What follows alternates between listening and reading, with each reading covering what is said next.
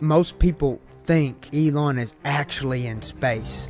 I know he's not. I know you're lying, bro. Right. I got you. Space don't exist. Mars is not a planet. It's not a thing you can walk on. I promise. Like, I'm not guessing. It's a star, or it's a star. Every person says I was abducted by aliens, or I saw an alien, or I was touched by an alien. I literally believe them all. I think it's something that we're all calling aliens. It is actually something spiritual, rather, that can take physical form. I found out the Earth is flat. And once you find out the Earth is flat, we're in a firmament, just like the Bible says. I like to assume every fight I'm going to actually die. I assume I'm going to be dead. I assume I'm going to be incapacitated in a coma. Because when I operate on that assumption, I say I'll be lucky to live through this shit. The weight cut controls the fighters. It makes them get less fights available. I know what it's about. I know why the rules are in place. Fighters literally can't fight the next day. Even if they go in there one punch, don't get touched, you can't fight the next day because you just cut 25 pounds in one day. Who do you think wins in a fight, Tucker Carlson or Piers Morgan? No, that's not even a fight. I mean, a fight is when there's worthy resistance. You know. Oh, no. Keep going. He'd knock his lights out just like that. Who do you put as pound for pound best right now, in your mind? Me. Hell yeah. Yeah, I mean, because pound for pound means there's no rules. That means I can grab a gun and I'd kill everybody in the woods.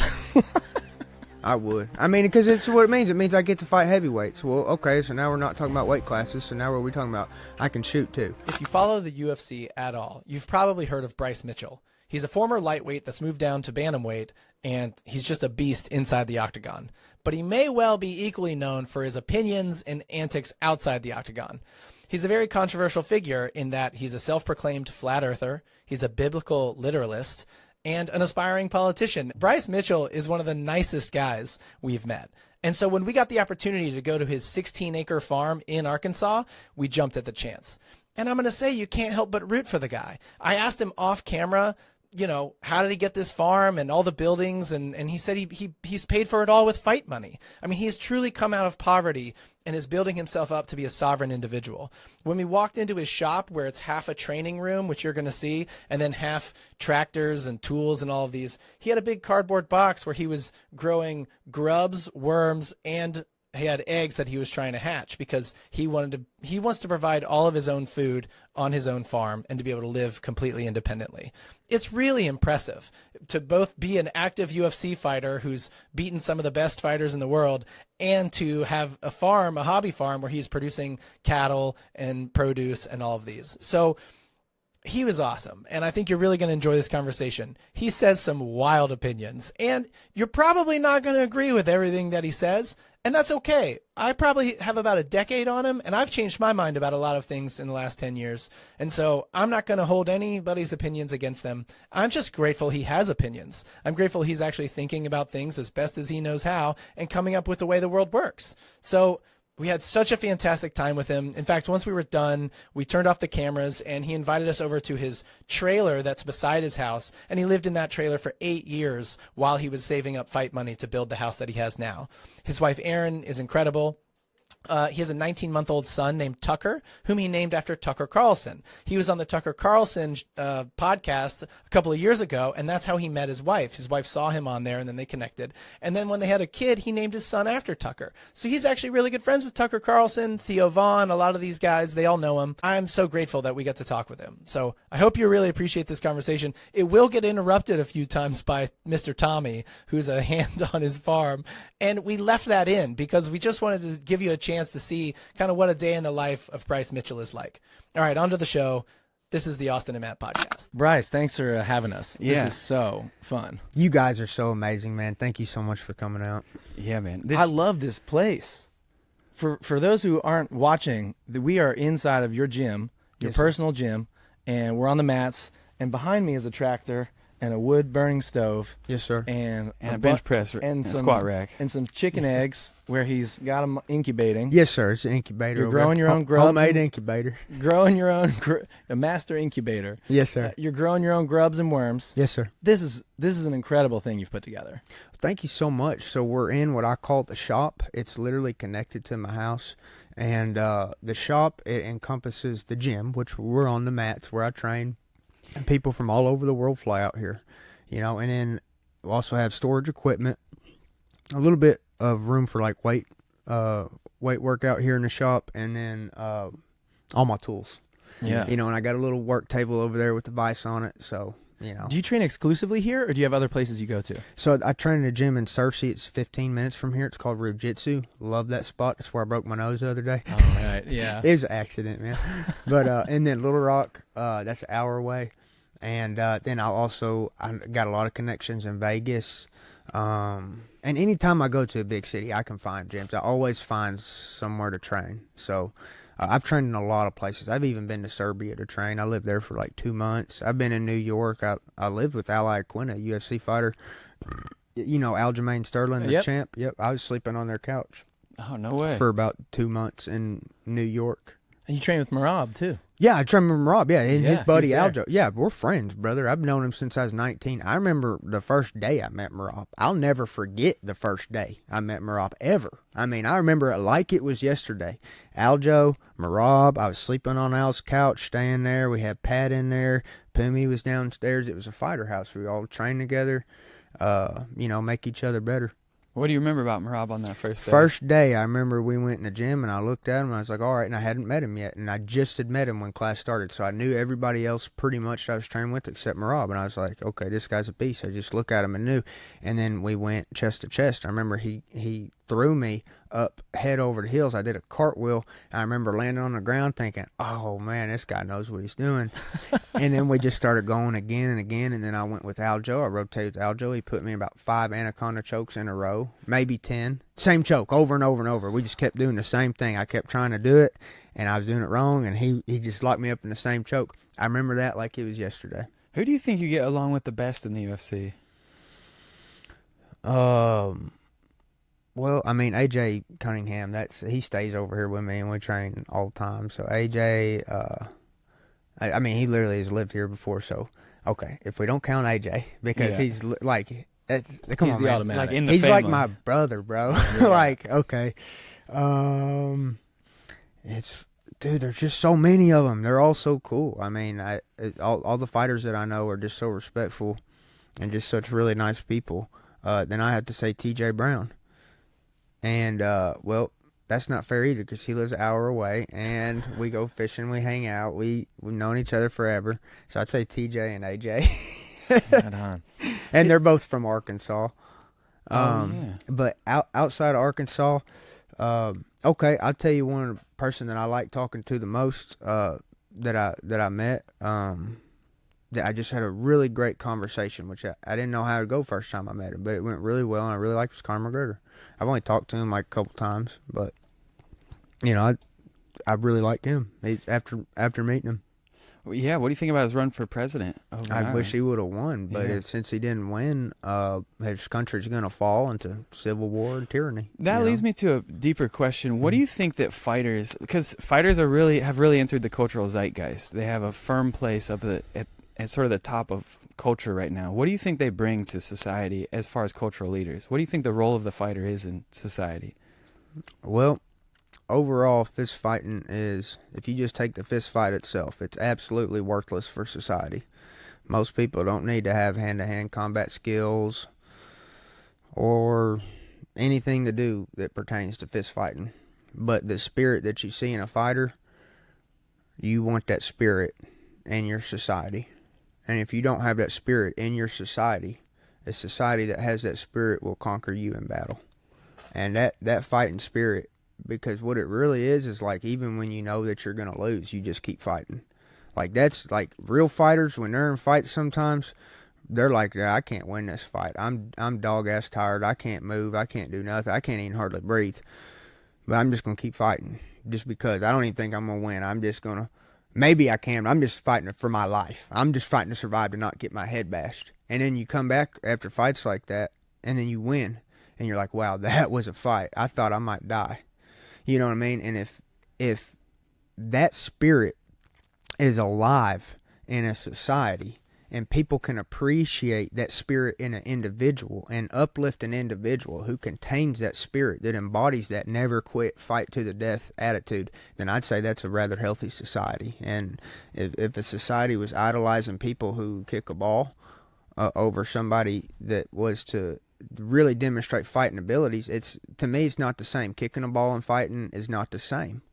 And I think that the fighter spirit ought to be valued. And when I think about the people I look up to the most, it's a lot of them are fighters. You know, I've always looked up to MMA fighters. I have. You know, I grew up watching Chuck Liddell, Matt Hughes. Those are my dudes, man. I love Nick Diaz. Come on. Yeah, let's go. You know, I love Nate too. Nate's great. As of lately, Nate's just. I think Nick and Nate are basically the best that there's ever been. I mean, as far as like fight to the death potential, They're some of the toughest. I don't think anybody could ever beat prime Nick and Nate Diaz, especially 2-on-2, especially 2-on-2 to the death in the backyard, bro. Those guys, they're the fighting spirit that I'm talking about. That is fighting spirit. Those two guys. GSP was also, to me, someone who just he was so nice out of the cage, and in the cage he just was insane. I mean, just warrior mentality. It's funny, I was just thinking about it because you and Merab have both have a win over a Nurmagomedov. Have you guys ever talked about that, or is that, what do you think about that? Because the Dagestanis are, you know, they're a force right now, Right. and you had a great win over Said over in Abu Dhabi, but Right. also Merab beat. Well, thank you so much. Umar, that's right. Yeah, that's pretty cool. So I haven't seen Merab since my last fight. I did speak to him on the internet. I congratulated him on his win. I remember that. But no, we haven't talked about that Nurmagomedov yet. But Umar is higher ranked than Said is. Sure. I personally think that Said is dangerous, bro. Dangerous. Oh, yeah. Quick, tall, and fast, and hits hard. Whereas Umar is very grinds, very grindy, doesn't get as much tired. But as far as like who hits harder, bro, Said hits harder. You know what I mean, than Umar does. But they're both formidable threats, bro. Anybody of the Nurmagomedov lineage, come on, man. Let's put respect on their name. That's right. It's earned. Where do we want to go? Let's go into Bigfoot. All right. Let's do it. Yeah. I love Bigfoot. I haven't heard you speak on Bigfoot. I'm sure you have, but I just want to know what you think about Bigfoot. But I do see a Bigfoot flag behind you. Yeah. I love Bigfoot, bro. I'm a Bigfoot believer. I'll be honest. I've got one buddy that says he might have encountered it. You know, where at in Arkansas? It's somewhere they call it the Lost 80. He was fishing, so he was in a moat around an island, and he was with the girl, and they were fishing, and he saw a boulder. He says like this big around, like 5 basketballs around. You know, a big boulder. Human really couldn't lift it feasibly, you know? Yeah. And he saw a big boulder fly into the water. He didn't see what threw it. He just saw a boulder fly through the water. And she said, that was a fish. That was a fish. He said, no, that was a rock. But they were out, you know, pretty secluded. I mean, there was nothing around and no high spot from the rock to fall from, unless if it would have fell from a tree. But, you know, he saw the rock fly. She thought, she was saying, no, there's no way that was a rock. It was too big. He said, no, I saw the rock. It was a rock. She thought it was a fish, and she said, let's get out of here. He said, okay, we're getting out of here. And I believe my buddy. His name's Bob. But I've never seen anything like that. But I also don't go deep out into the Ozarks. But I do believe that Bigfoot's in the Ozarks. So what would Bigfoot be then? Do you think he'd be like a hominid, like he's a human? And I know this is going to be interesting because you don't believe in evolution, so it wouldn't have been an evolution switch. How would Bigfoot have come to be? Basically, Bigfoot would have been Nephilim bloodline. If you read Genesis, there was a group of demons, and I fully believe every single word in the Bible, by the way, every single word, from Genesis to Revelation. And so, in the beginning, near the beginning, there was these things called Nephilim, which were bred by demons coming to Earth and breeding with the literal women, and they created these beasts, which I believe are the myths like Hercules, Bigfoot, and stuff. Goliath, for example, I believe King David literally slayed Goliath, a almost 20-foot tall giant, and they called them Nephilim. You call them Nephilim or giant. But because the world hates Jesus and hates the Bible, they're trying to hide the existence of giants. So if you haven't familiarized yourself with the existence of giant humanoid figures, you're behind. You're at like a kindergarten reading level. I mean, if you're going to sit here and tell me giants didn't exist, you know nothing about all the work the Smithsonian has done to hide the existence of giants. You haven't even reached, you don't even know what the Smithsonian is, I'm sure. Yeah. Let alone that the Smithsonian is the one telling you that giants don't exist and getting paid good money by the you-know-who to tell you giants don't exist. Giants existed. I think they still exist, and I think a remnant of that bloodline, Nephilim possibly, exists through Bigfoot. Now, here's my debate, is if there's Bigfoot, is he good or is he evil? Because that's the only thing I care about. And I like to actually think that they're just form of Nephilim that got out to the woods that said, I hate these other evil giant bastards. I don't want to harm humans, but I can't ever live with them because I'm not a human, and they live out in the woods by themselves. They wish to be left alone, but they come and they help children. If some children are lost, there's been famous stories in Arkansas where children were found 25 miles from where they were lost untouched. 5 days later, well fed, but can't remember anything. I think Bigfoot exists, bro, and I've studied enough missing person cases in Arkansas to conclude that something is happening that's beyond explanation of just intelligent human life form. There could be something else damn near supernatural out there, or superhuman out there. That's so interesting. How long do you think they live for, and how do they procreate, and how do they find each other? Because there's got to be enough of them, right, to kind of keep the population going. How do you think that works? Well, I believe that they have like almost thermal vision, so they could see us perfectly at night, and they talk like ooh ooh ooh ooh like that, so they could speak for miles apart. I think they're like 10 times faster than me and you, bro. Like they could jump over our heads. They could throw a rock the size of a gun safe at us, you know. Wow. I mean, they could kill us with a rock. I mean, easily. I mean, I think in Afghanistan they're still up there in the mountains. The Kandahar giants they talk about. Yeah. That's what I'm talking about. I think they're all over the world in secluded places. But here in Arkansas, I think the Bigfoots are friendly. I don't think they're demonic. But I also think if you mess with them, they'll probably kill you just because they're scared. They don't know what else to do if humans approach them.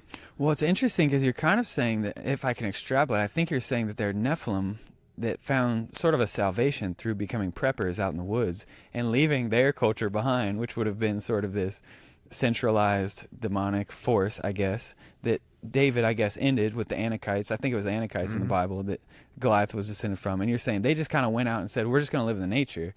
And they're just still out there doing it. That's what I think. That some of these giants said, hey, I don't like these Nephilim either, these Goliaths. You know what I mean? Yeah. And they said, hey, I'm going to go out in the wild and prep. They grew a lot of hair to stay cold in the winter, and they became half Very bear, practical. half human. And I really think that they have conscious thoughts like very similar to ours, like almost like might have a soul type of thing. Like really? Like there might be, like if there's Bigfoots, like if they're real, I believe like they might be judged like humans. Like they might go to heaven or hell. And I do believe in Bigfoot, bro. Like I believe he's there. And anybody that's not scared to go out those woods just a little, or at least, okay, go out without a gun if you're not scared. You know what I'm saying? Yeah. Yeah. You know, bro, if you get out in those woods and you camp by yourself, come on, dude. You're not going to tell me that you're in total control out there. You're top of the food chain. We're like ants out there in those woods, bro. And there's forces that could just wipe us out there. And I mean, just being cold out there will wipe me out. Yeah. Much less. Bigfoot. And a Bigfoot. Yeah. How do you think souls work? Do dogs have souls? Do whales? Oh, the question is, if Bigfoot has a soul. If Bigfoot might Where's have the some line? sort of consciousness, where's the Okay, line? I see. Do ants? Does bacteria? Bears? How do What about bears? What about Yeah. bears? What do you think? How do you see that? Man, that's very hard to say. There is a verse, I believe it's somewhere in Psalms, that talks about all things being preserved. Because, like, if you lose a cat or dog, man, it's just traumatic to think that you'll never see that cat or dog again. It really is. I don't believe that. I believe that they have, I mean, they could be angels for all I know. Angels in fur, you know what I mean? But, like, seriously, I believe that they're up there dwelling with God. I don't know if my cat grew wings or not. You know, if my dog grew wings, but my dogs and cats that have passed away, I do have a innate feeling I'll see them again. And that they might not be in the same form. They might have wings or whatever, but their presence will be known. And they'll know my presence and I'll know theirs. And I know it's not equivalent to human life because we're the highest creation by God. That's literally stated in Genesis. So I'm not putting a dog up to par with the human, because God's word, like Christians can't believe that, man, because we are different than them. But I do think that God loves them and cherishes them and preserves them, as that passage that I was talking. And I don't have the passage memorized. I wish I did, but I forgot it for a while. But basically, I think God preserves all life. There might very well be trees and grass in heaven, like trees whose souls made it to heaven, like that idea, or like all tree, like oak trees, cedar trees. It's just trees and grass. It might be very similar to this earth, but it might not be. There could be bears in heaven that don't eat us, that just want to, like, bro, how cool would that be? Yeah, just eating honey. Just honey and berries. That's what I'm saying. And we're just chilling, like they're on your couch hanging out. What's up, bear? Sounds what I mean? In heaven, there's just no telling what it's going to be like, because we know we're not going to hunger and thirst and cry. We're not going to do these things. Like, there's not going to be these dissatisfaction, in heaven. There's just not going to be. Everything's going to be provided for, taken care of by the host of all hosts, Let's go back to those abduction cases where the kids go missing. Yep. Could that be aliens, UFOs? I mean, here's the thing, is it could be aliens and UFOs. I personally do not believe in that as taught by the mainstream at all. I believe that it starts out, I believe that humans are the most intelligent life form ever created. Ever, period. And we're made in the image of God, where other creations aren't, and we're also closed within a sealed firmament. So if you take those two concepts, so humans, which are God's favorite creation here on this earth, He sealed us in a firmament. There's no room for other, even more intelligent people to get in from anywhere, because you can't cross that firmament. So I do believe in that firmament. Now, do I believe people are seeing what they're calling aliens? Yes. I don't believe that every person says I was abducted by aliens, or I saw an alien, or I was touched by an alien, or I don't believe they're lying. I literally believe them all. I think it's something that we're all calling aliens. It is actually something spiritual, rather, that can take physical form. I'm talking like powers of darkness, like Satan himself sending minions. And a lot of people, I know this sounds crazy as well, but I've heard a study that a lot of people that are being abducted by aliens, in the middle of their abduction, they will speak the name of Jesus Christ, and the aliens will flee from them. And so if you're being abducted by aliens or attacked by any form of something, you don't know what it is, cast it out in the name of Jesus. That's what happened to me. I encountered a demon. I casted out a demon for the first time ever in my life, when I wasn't even a believer in God. And God says you can do that in the New Testament. He says, many will cast out my name, will cast out demons in my name, but they will not inherit the kingdom of God. At that time, that's who I was. I casted out a demon in Jesus' name, but wasn't a Christian. I did that. Then I said, God, why did you save me like that? Why did you remove that demon from my presence? I wasn't worthy of that. And then I started worshiping God. So anyways, I believe in casting out demons, and I believe that aliens are demons. And here's where I really have to go to, Austin. Here's the thing with the aliens being demons. This is why it all matters. Have you heard of Project Bluebeam? Yes. That's what it's going to. Our own government is going to attack us and say it was aliens. And then they're going to say, hey, we can keep you safe from aliens, but you got to get on the bus. You got to get on the train. You got to give up your guns. You got to come to our safe camps. But we'll protect you from the aliens. That's coming. And I don't care if you believe me. It doesn't matter. That's not what I'm trying to convince you right now, is to believe me. When I heard about Project Bluebeam, I was 16 years old. I remember where I was and who told me, Logan Bell and Miss Hankins' English class. And, I was 16 years old. And he told me, yeah, it's called Project Bluebeam. The government's going to attack the United States with lasers and say aliens did it. And so what this all goes to is, it basically, since they started NASA, this is what I'm trying to say. Since they started NASA, the government in 1947, 48, whatever it was, the whole goal of NASA, the Earth is flat, brother. The sun and the moon are the same size. They circle the Earth. That's in the Bible. I can tell you all about it. It's called biblical cosmology. So we're in the firmament. NASA's whole goal is to convince people the firmament's not real. The sun and the moon are extraterrestrial bodies way out. And that there could be intelligent life form that from anywhere that comes and gets us at any point, because they knew at 1947, all it's going to take is about to 2025. We're going to slowly take about 100 years, and we're going to start convincing them aliens are real. These things they can't see, they can't touch, they're more intelligent, they have no proof of them, they can't you can't demonstrate where's an alien, but you could, they're everywhere, they're millions of years away, they're hundreds of millions of years away, but they also warp travel through warp speed and have technologies we don't. No, they don't. If something appears in the sky or appears in front of you like that, it's probably a demon, and you need to cast it out in the name of Jesus Christ. Project Bluebeam is going to happen, and they're going to attack the United States and the world and say aliens did it. So I heard about that. I'm 31 years old. I heard about that when I was 16, and I didn't believe it. That was 15 years ago.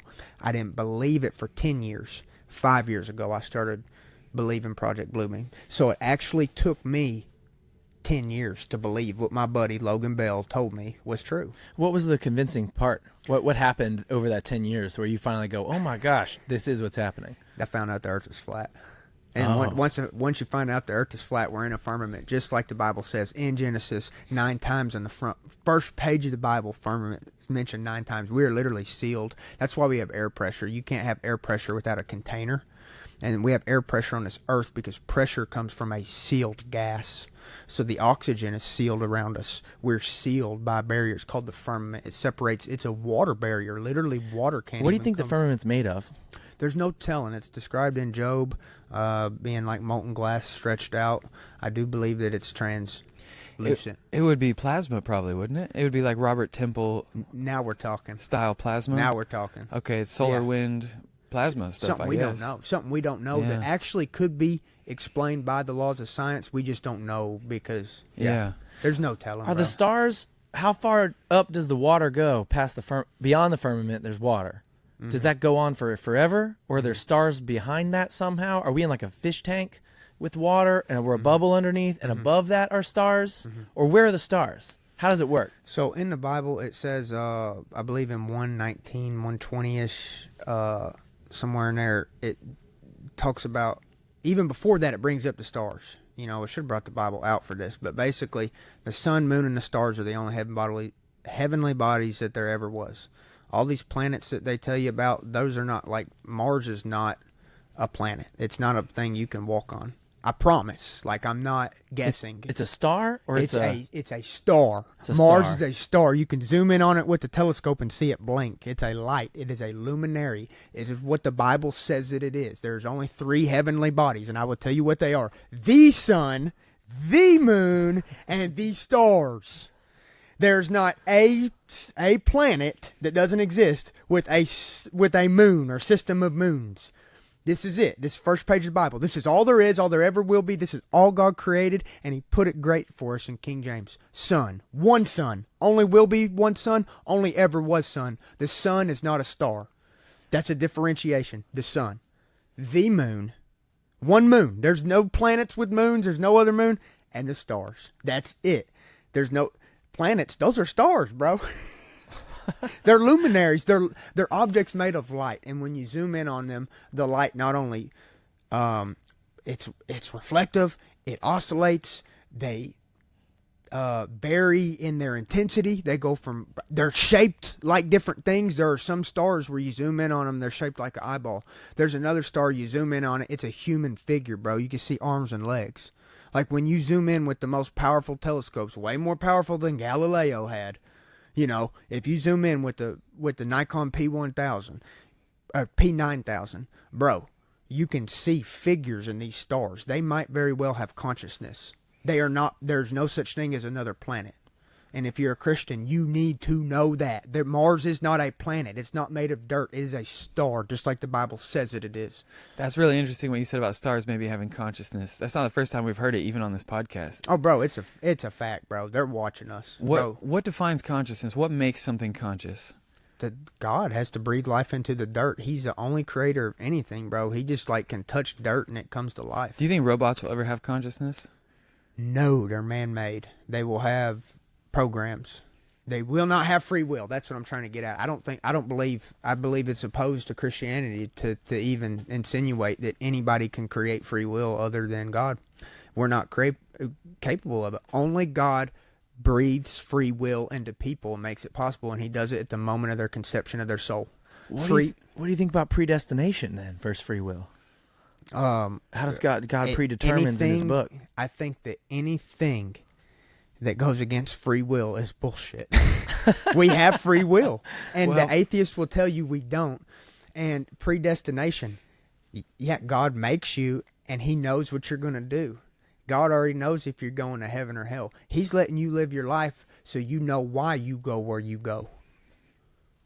He already knows.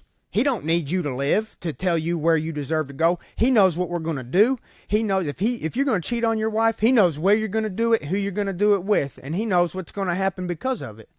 He's not going to stop you from doing it. And the same with any principle, with life itself. He knows where we're going already. Our life is for us to experience, to understand, and I think if we live in harmony with him, we'll have great lives. And if we don't, I think we're going to burn in hell. I really do. I think because this life, we have a free will to go towards that light and love and happiness and peace and prosperity, or there's only one other way to go. It's a dichotomy. It's like you can't have left without right. You can't have up without down. He is pure love. He is pure happiness. He is pure prosperity. But you have to choose him. And if you don't choose him, he gave us free will to choose. And by nature, if you don't choose the love and the happiness and prosperity, you have to hang out with people who worship death and hatred. And that's Satan. And that's the kingdom of death and perishing. I want to go back to Project Bluebeam. Do you think the government has advanced technologies? I know that the government has advanced technologies. And, I mean, that's the best way of saying it, advanced technologies. But because basically earthquake machines, lasers that can melt like entire states. Free energy? Absolutely. I free energy? I believe in the true black rock, the true North Pole. I believe in the true North Pole, the true four corners of the earth. Just like the Bible says there are four corners of the earth. I believe in a true North Pole, and that's Black Rock. I don't know if y'all have ever heard. What's Black Rock? Black Rock is not the real estate company. That's what the real estate company named after to mock us. The real Black Rock is not real estate. The real Black Rock is true magnetic north. It's an actual Black Rock in the North Pole. It's the north. It's the North Pole. It's why needles point north. Have you ever seen a magnet stick to anything that's not metal? What about the drift of the North Pole? It doesn't happen. What about the drift of the North Star? It doesn't happen. You damn right. So you're going to believe that these people that won't let you go to the North Pole legally, Google it, they won't let you legally go to the North Pole. You're going to believe them when they tell you the North Pole drifts. But you've never seen it, and they won't let you travel there. But the North Star that Bryce was telling you about, it ain't never moved in all of civilization.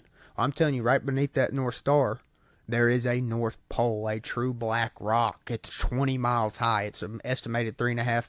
The people that have seen it, drawn it on maps and stuff, this is way back 1700s. It was legal to go up there. People that drawn it out, they drew the four corners of the earth, which if you're above looking down, it looks like a cross. That's what's significant about it. The Windows spreadsheet? The Windows spreadsheet? Windows background. It's got the four corners. Yeah, right. Okay. The icon, the Windows logo. That's right. Yeah. You know how that makes a cross? That's what the four corners of the earth are. The four corners of the earth are directly at the North Pole. There are four waterways. And the North Pole's the center of the cross. North Pole's the center with the tallest mountain in the world. To this day, it's 20 miles high in the air. It's called Black Rock. And it's like iron or something, so that way all of our magnets point towards it. It's something, some magnetic. Most likely iron. Yeah. Some ferrous or whatever they call it. Yeah, right. Something black and magnetic. Yeah. And for example, you got a first grader here, never heard anything about compasses, and y'all were to tell her, hey, there's an invisible force that alters every year in the earth every year, and its magnet points somewhere a little bit different every year, and I was to tell her, hey, no, this compass always points to the same spot. It's never moved, and watch, I can prove it. And I take a magnet and stick it to something metal, and I say, this is working because this needle is also, it's metal. It's attracted to something metal. And there's a big metal object up there way far away we can't see that it's attracted to, just like this magnet. Bam, and I stick a magnet on a fridge. A little kid would understand, oh, the magnet needs something metal. Well, what do you think the compass is pointing at? It's something metal, bro. It's not an invisible point in the ground that you would just look at and say, oh, it doesn't look like anything else spectacular. No, bro, there's a 20 mile high mountain called black rock, bro, and it hides free energy because magnetism is electricity. So they are inverse. So anything that emits magnetism is emitting free electricity. They're just backwards from each other. So they are literally hiding the black rock because it is I believe it's like God's free energy for the whole world. We were supposed to have it. We were supposed to have free energy. Tesla had a plan to give us all free energy wirelessly as well, did. all the way back in like the 1930s or 20s. Yes. But then Bob Lazar, are you familiar with Bob Lazar? Yes, I am. He was on Rogan and he said something interesting where if we did have that free energy, we would have never created the integrated circuits. We wouldn't ever have chips at all because we would have so much magnetism going through there. It would have fried all of our circuits. We would have never been able to like do the controlled. That's kind of interesting. Never would have had computers. Never would have had computers. That's what Bob Lazar was saying. Mm-hmm. It's kind of interesting. That is very interesting. But look what we would have had, and that's a great point by Bob Lazar, and it could be right. But what would we have had? You know how the lights keep going out and they's overheating? The cord was? Bro, there wouldn't be cords. That's right. Yeah, If Tesla had his way, we'd just snap and these lights would come on. There'd be electricity. Our phones would be charging in our pockets right now. He was sending electricity like radio waves for free. So they shut that down. So we know that's possible. I'm basically telling you BlackRock does that. That's how compasses work, off of free energy. Because if you understand the concept that literally, and Bryce is not a scientist, but this is a fact. Magnetism is electricity. Electricity is magnetism. If you have one, you have the other, bro. Guess what? A compass works for free, doesn't it? Mm-hmm. Mm-hmm. We have free electricity floating in the air right now. Yeah, I think that is right. Bro, and ancient civilizations knew about it. That's why they built cathedrals so intricately, because cathedrals is a cathode. That's where the word comes from. Cathode, it's electric. Yeah. Cathedral. Yep. Okay, so how old is it? The Earth is probably 6,000 years old? The Earth is probably about 6,000 years old, something like that. Where did the Egyptian pyramids fall in that timeline? I think that the Egyptian pyramids would have been built somewhere around this time of Noah, where you have this advanced civilization. A guy like Noah, be a good old boy like us, kind of like outskirts, probably was a prepper trying to stay outside of the world. And I think that there was this super, super advanced, smart race of giants, actually, that could pick these stones up. And Noah just kind of stood away from all this worldly stuff like the pyramids and the cathedrals that they were building. But I think the giants built all these grand buildings, because even cathedrals now, and the doors are 20 foot tall. Why would you have 20 foot tall doors? You know what I mean? If you built that for people and just had horses and buggies, like they're built, the pyramids, the cathedrals, the Tartarian infrastructure that's all across America. I think there was a super civilization of something along the line of Nephilim. Based off the Bible, bro, like based off of what I see in Scripture, this is how I put this together. I think the Nephilim built the pyramids and and then God literally, just like in the book of Enoch, he said, "Hey, come saw down these trees," because there was trees that were taller, like trees up to the clouds sort of idea? Okay. Exactly. So Jack and the Beanstalk would be a sort of a fable from a real tale at some point. From a long time ago. Okay. That's right, because that's the only way that giants are going to have more food. If there were all these giants on the planet today, what would they eat? We can barely feed our own people. So there must have been more food sources, bigger trees, bigger grass, bigger prey. Well, in the Jurassic period, there are bones in the ground of some like really big armadillos, and even I heard a dragonfly that's like 6 feet. The giant sloths. Yeah. So if there were huge types of other animals, why wouldn't there have been huge humans? I've never understood why that's so weird to think. I believe that there was. I believe that Adam was huge. I believe that. Well, that's also, I believe, why they lived to be 1,000 years old. Do you have plans to kind of have a free energy machine on your farm eventually? Yes, and let me tell you about where it goes for free energy machine is in terms of like that I know of effectiveness and like capability. I'll start out with some solar, you know what I mean? I'll get my solar panels going, get a good battery bank, see what I can power their steam generator. That's next for me personally, because a lot of wood out here. Yep. A lot of wood. Now those are illegal. So they are? Yes, I'm going to make a steam generator, and I'm not going to tell the government or tell nobody, but I'm going to have free electricity from a steam generator. It's probably in 10 years from now. I'm going to move out into the woods and just run a steam. We wouldn't have power bills if we would literally just have a steam generator. Everybody could just put a log in every day and literally power their home off of like 1 log or 2 logs. Steam is so powerful.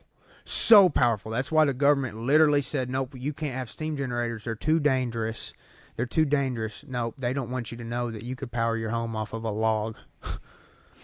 instead of paying their made-up currency. You know, they want you a slave to their currency. They don't want you to know you can cut down a tree and that tree could power your house for a year. What do you see happening to the U.S. dollar in the near future? U.S. dollar's done. It's done, bro. It's cooked. We're just watching it drift away. I don't know what's going to happen, but it's done, bro. There's no way. We have no leaders.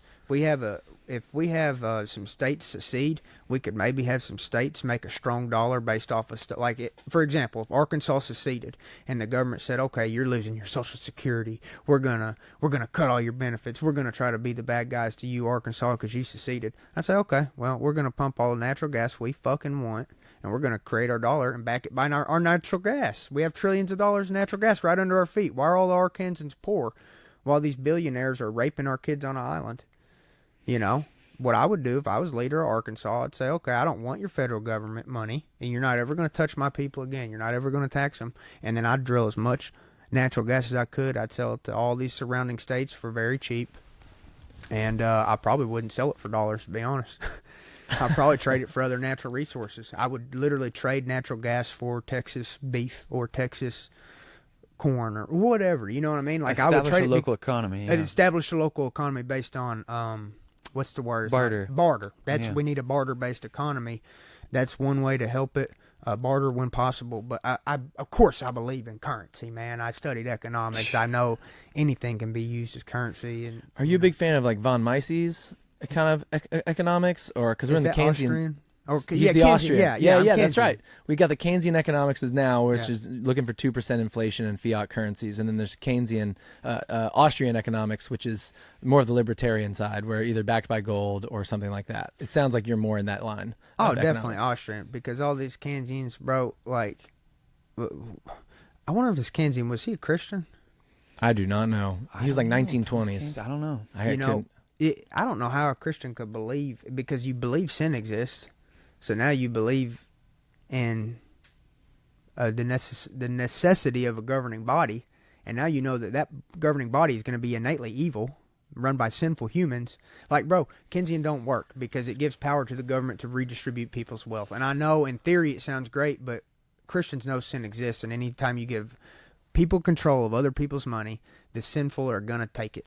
So you're into the creation of the Federal Reserve in 1913 on Jekyll Island, and that's when we established the new dollar. Because we've had $2 or $3 in our country's lifetime. Right. When Andrew Jackson killed the renewal of the bank, and then we rebooted it again in 1913. So these fiat currencies do eventually run away with crazy inflation, which I agree with you. In the last 5 years, we've lost about 50% of our purchasing power. No, it's only been like 3% to 7% inflation. Oh, excuse me. It's only inflating at 2%. The government said 2.3%. Yeah, hey, that's guys, right. we can take out a 50-year mortgage now. It's okay. That's right. Hey, I thought of the best idea yesterday. I was going to tell Trump, I was thinking if we just post this on the podcast, maybe it'll make its way to Trump. It might. Right.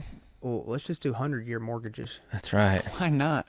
Or 200, because 100's a little bit quick. That's right. I was thinking if we could just lump our cars, homes, food, life insurance, everything, if we could just finance it to the banks for 200 years, we'll pay the bank for our whole life, and we'll live to be about 70. In about 3 generations, our kids' lives might be paid for, and maybe Trump, since he's introducing 50-year loans, maybe the 100 or 200-year loan might actually interest him. Because I've done some economic studies, and I think that 100 to 200-year loan, and let's not just mortgage the house and the car on it. Let's just put everything. Let's just put like their actual intrinsic value of their life. Let's just loan it to banks and do a 200-year loan. So for like 3 generations, you can pay off what you owe to the bank. You can already buy pizza on credit. Yeah, so you can put that on a payment system. Yeah. Well, that's what I'm talking about. Like, literally everything on a credit system. So let's just let the banks own us for the next 200 years, and they'll provide everything pretty much. We'll get pizza on credit, ice cream on credit.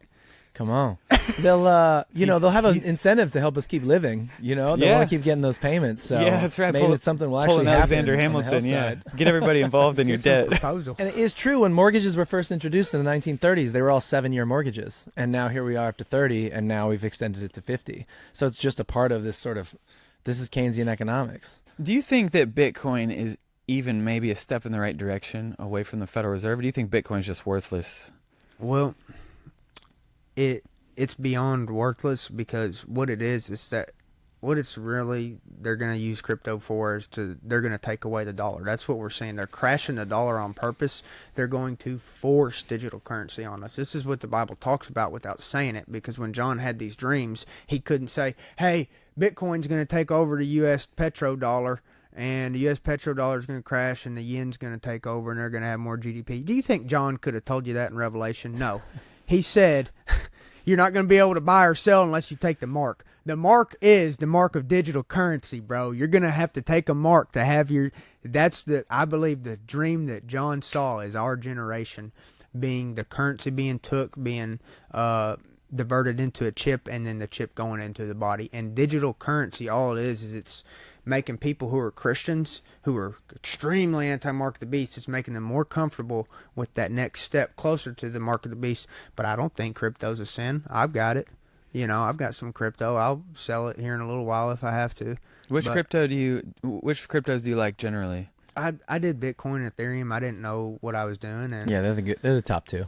Yeah. And that's what I did. And yeah. I just hold them. I don't even look at them. I just keep them on an account. And one of these days, if I break both my legs, I'm cashing them out. yeah, right. There is a crypto community there are a few crypto communities that are hyper focused on anonymity and being able to have something where we could trade without anybody being able to trace it ever. Mm-hmm. Monero is one of those. Mm-hmm. I like to go to the Monero meetup in Mexico City. It's a wild group of sovereign individuals. Mm-hmm. I think there are crypto people out there that are trying to use it for good. Exactly. Yeah. It is a tool just like any other tool. It can be used for good and it can be used for evil. That's the point I want to make. But I think that the tremendous use that it has, the tremendous evil capability it has is like no other, because it literally one person can control everybody on the planet with the click of a button, and that is Antichrist type of that's what the Antichrist needs for these revelation prophecies to come true. A technology like that has to exist, because it says one man will control everything, and if you don't take his mark, you can't buy or sell. That can only be done with digital currency.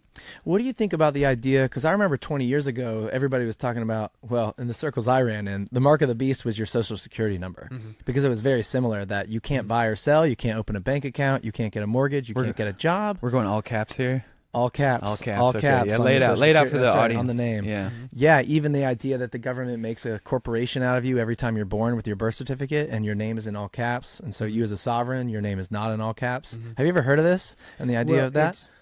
It's definitely very similar. The Social Security system, number system, it creates the network that the real mark of the beast needs to survive on. You see what I'm saying? So all of these things are just leading to the mark of the beast, and they're very similar. That's why people have that gut feeling of like, hey, this is evil. I shouldn't be numbered.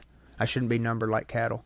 I shouldn't be in a database. I shouldn't have to have my currency controlled on the internet. I should be able to hold my currency. Like, we know these things are evil, and we know they're heading towards evil capabilities. But no, Social Security is not, bro, because that means I go to hell right now, and I don't have a choice, because I was given a Social Security number at birth. You will clearly be able to tell and have free will on whether or not you take the mark or don't. And I'm just telling you right now, anybody out there listening, when that mark of the beast comes, they're going to say, I want to put it in your hand or your forehead. If you take that, you will go to hell for an eternity, because you have took the mark of an evil bastard that wants to rule and enslave you, and you've bowed to him and you've kissed his ass like a coward. And God is not a coward. He is the best warrior with the best fighting spirit you've ever seen, and you will not live in his presence for an eternity with the mark of a corrupted evil beast on your flesh. You will burn in hell. That's chapters of Revelation 13 and 14. Do not take the mark. Do not burn in hell. Just die. Just let them kill you, torture you to death, beat you to death. That's fine. God will show you mercy. He says that in the Revelation chapter 13 and 14. All those who persevere on the day of judgment, bro, you're good. You get a white robe and you're going to go into battle with God. But if you take that mark of the beast, you're rotting in hell forever. And you deserve to, because you're a coward. You kissed the evil king's ass. And look, it's going to destroy humanity, bro. That's it. That mark of the beast is what destroys humanity. There's no more humans ever after that point. As soon as everybody takes the mark, you don't get it, bro. There's no going back. It's game over. The robots are taking over, and Elon Musk pushes a button, and you're dead. They're going to shock the shit out of you with that chip. They're going to push a button. It's once everybody gets the chip, that's why Jesus has to come back. It's game over. We're this close. They almost got the whole world convinced to take the chip. I'm telling you, you take the chip, you're going to burn in hell. Don't do it. And I love you guys. Yeah, man. Yeah, dude. Yeah, I man. love the passion. I do too, man. I It's do too. passion, bro. Jesus had infectious. passion, bro. That's why he died for us, because he loves us. And I'll tell y'all the truth, because I'm going to look like a fool, but I don't care. I love you guys. I love everybody listening. Don't take that mark. Now, let me ask you about this. Since it says it's in the forehead or the hand, right now, Elon, I know you've been outspoken against Elon. Right now, he's doing it in the back of the head. Let's say he keeps it in the back of the head and he never moves it to the forehead or the hand. That's not what the Bible says. The Bible says literally it's the forehead or the hand. What does that mean for you? I think that he'll probably move it to the front of the head or the hand. But if he offers it for the back, because, it is helping paraplegics and, they're kind of getting Well, some that's what they extra say. abilities. It's all acting and stuff. They're acting like it helps, and Elon's acting like a nice guy, but he's not, and it doesn't help you. It's to control you. But yeah, that's what they're telling you, and it's going in the back, like you said. Yeah, this is a point of contention because I currently still feel Elon's on our side. Like, he's on the good side. He's on the side of light. I feel that way. But I understand that you don't. And I really appreciate hearing your points on it because I don't know him. I don't know Elon. Never met him. Anybody. Never met the guy. Yeah, never met the guy. But it's curious. Are you open to the idea that he's on the side of good? No. Okay. What do you think happened with Doge? Because it felt like he was going in to try and help this fiscal irresponsibility and to help some of those things. And then it seems like he and Trump maybe even had a falling out, and he may not like Trump and left or something like that. I mean, I don't know. Did you have any inkling of hope that Doge was going to be a helpful thing for the government? Do you know the Department of Government Efficiency, for anyone watching that's not familiar with Doge? I knew that Elon Musk was an evil bastard from day one, and I know that he is, and I know that if he doesn't repent and turn to Jesus Christ, it's not going to be good for him when he dies, and I hope that he does. And I love you, Elon. I hope you repent, and I hope you join the kingdom of heaven, because, he dressed up in that satanic costume for Halloween. We know he's a Satanist. The real Christians, bro, they can look and they have that discernment. And here's the thing, it's like, bro, he knows the earth is flat. That's what I'm telling you. That's what's really, that's... Because he has satellites. I know you think, Right. Most people think Elon is actually in space. I know he's not, so that inherently puts me apart from other people because I know you're lying, bro. Right. I got you. Space don't exist. You can't fool me. I got biblical discernment. Sun and moon circle the earth, bro. Yeah. You're trying to tell me you're trying to tell me you left the firmament, Elon. He's trying to tell you he put a Tesla on Mars. So this is what I say as a Christian. Do you believe in the firmament? Do you believe God's word? First page of Genesis, it separates waters above from below, as in we're in the below part. Or do you believe that? Or do you believe Elon Musk, that he went through God's firmament and put a Tesla on a planet? The Bible doesn't even say planets exist. There's no other planets. There's nothing but stars. Mars is a star. Zoom in on it with the telescope. It's a luminary, an oscillating, moving luminary, not a solid object. So I know when Elon says, hey, I went to Mars, bro, he's lying, but people don't get it. And then they say, well, why is flat earth important? I don't get why flat earth matters. It doesn't. It's stupid, Bryce. Why do you? Because I know when Elon's full of shit and you don't. That's why it matters. I know he's an evil, evil bastard, and he wants you to take that chip so bad so he can press the button and you're dead. And that's what they want. Why does he want to kill everybody? Because the money doesn't mean everything, bro. They've already got the money. The devil don't want the money. He has enough. The devil don't want the money. Right. He wants you to die. He wants you dead and to go to hell. That's what we're up against. These people don't, your money's not enough. They've already got our money. Right. They've got all of our money. That's not enough. They want to kill you. They want a chip in your head. That's what they want. They want a chip in our head. It's all about controlling you and killing you. Bro, they've already got the money. They've got all the money in the world. They are coming to put chips in our head and kill us. That's what I'm trying to tell you. Couldn't they just do it with drones? Or viruses.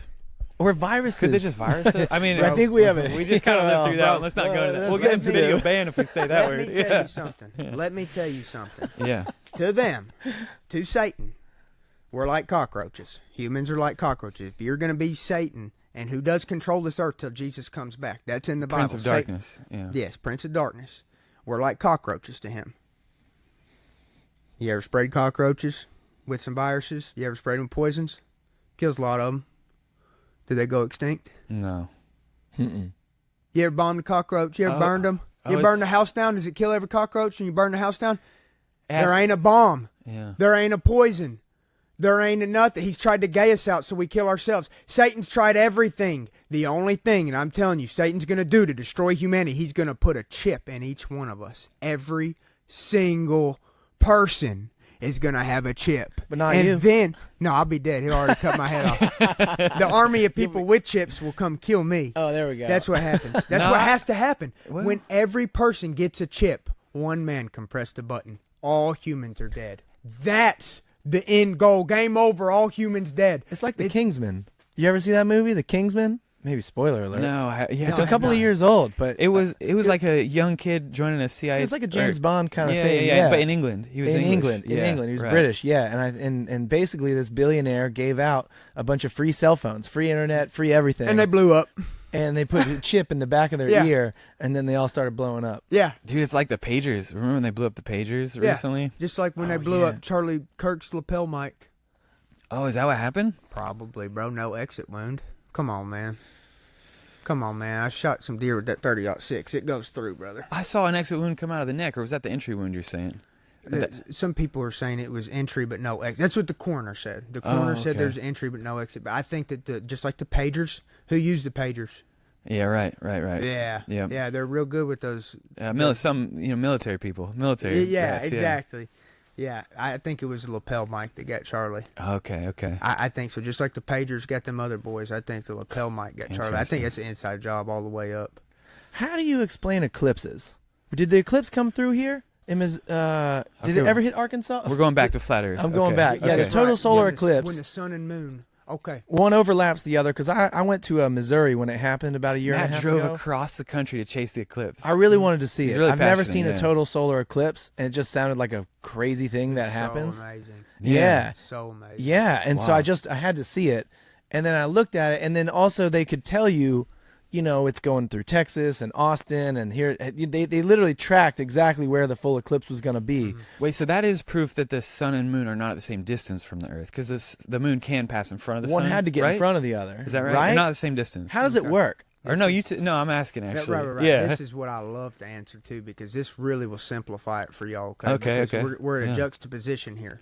Okay. When you're just basically looking at that eclipse, which the whole world watched, bro. Yeah. I was right out there. I watched right. it. You had it here. This is yes, sir. Oh, sir. cool, in Arkansas. About 2 minutes of total darkness. There we go. Yeah, the chickens went up in the roost and everything. Yeah. Oh, did they really? It was Were the animals spooked? Bro, I was spooked. Oh Everything- man, Yeah. everything got real quiet. It was like spooky. there were noises, and then as soon as it hit, the temperature dropped like 10 degrees. Yeah.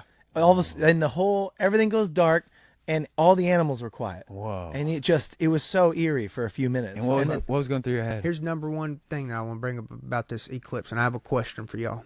When that sun and that moon lined up perfectly, did they appear to be the same size? Yes.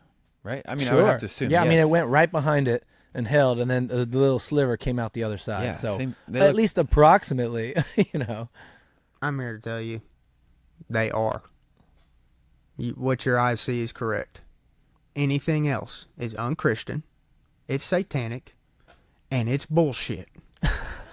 And there's no other. The sun and the moon are the same size. That's when there's a perfect eclipse. They line up perfectly, block each other out. What are the odds that one is 400 times further away, 996 million miles, the other is 212,000, and they happen to bullshit, bro. They're actually counterparts. Moon produces its own light. Does moonlight look like sunlight? No, because it's not. It's moonlight. It's cold in nature. It spoils food. Sunlight is hot. It preserves food. They have different qualities. the moon makes its own light.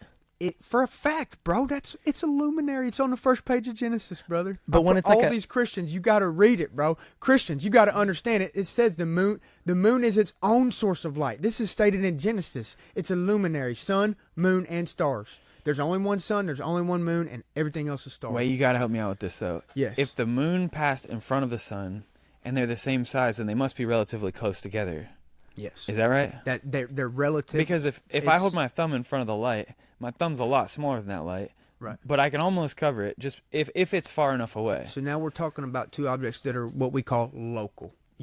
They're relatively close. The sun is local. I can prove it in 100 ways. Okay. And by local, I mean not 96 million miles away. I mean relatively low to Earth, actually in the clouds, like it could be a couple thousand feet. And it varies in height throughout times of the day and throughout seasons.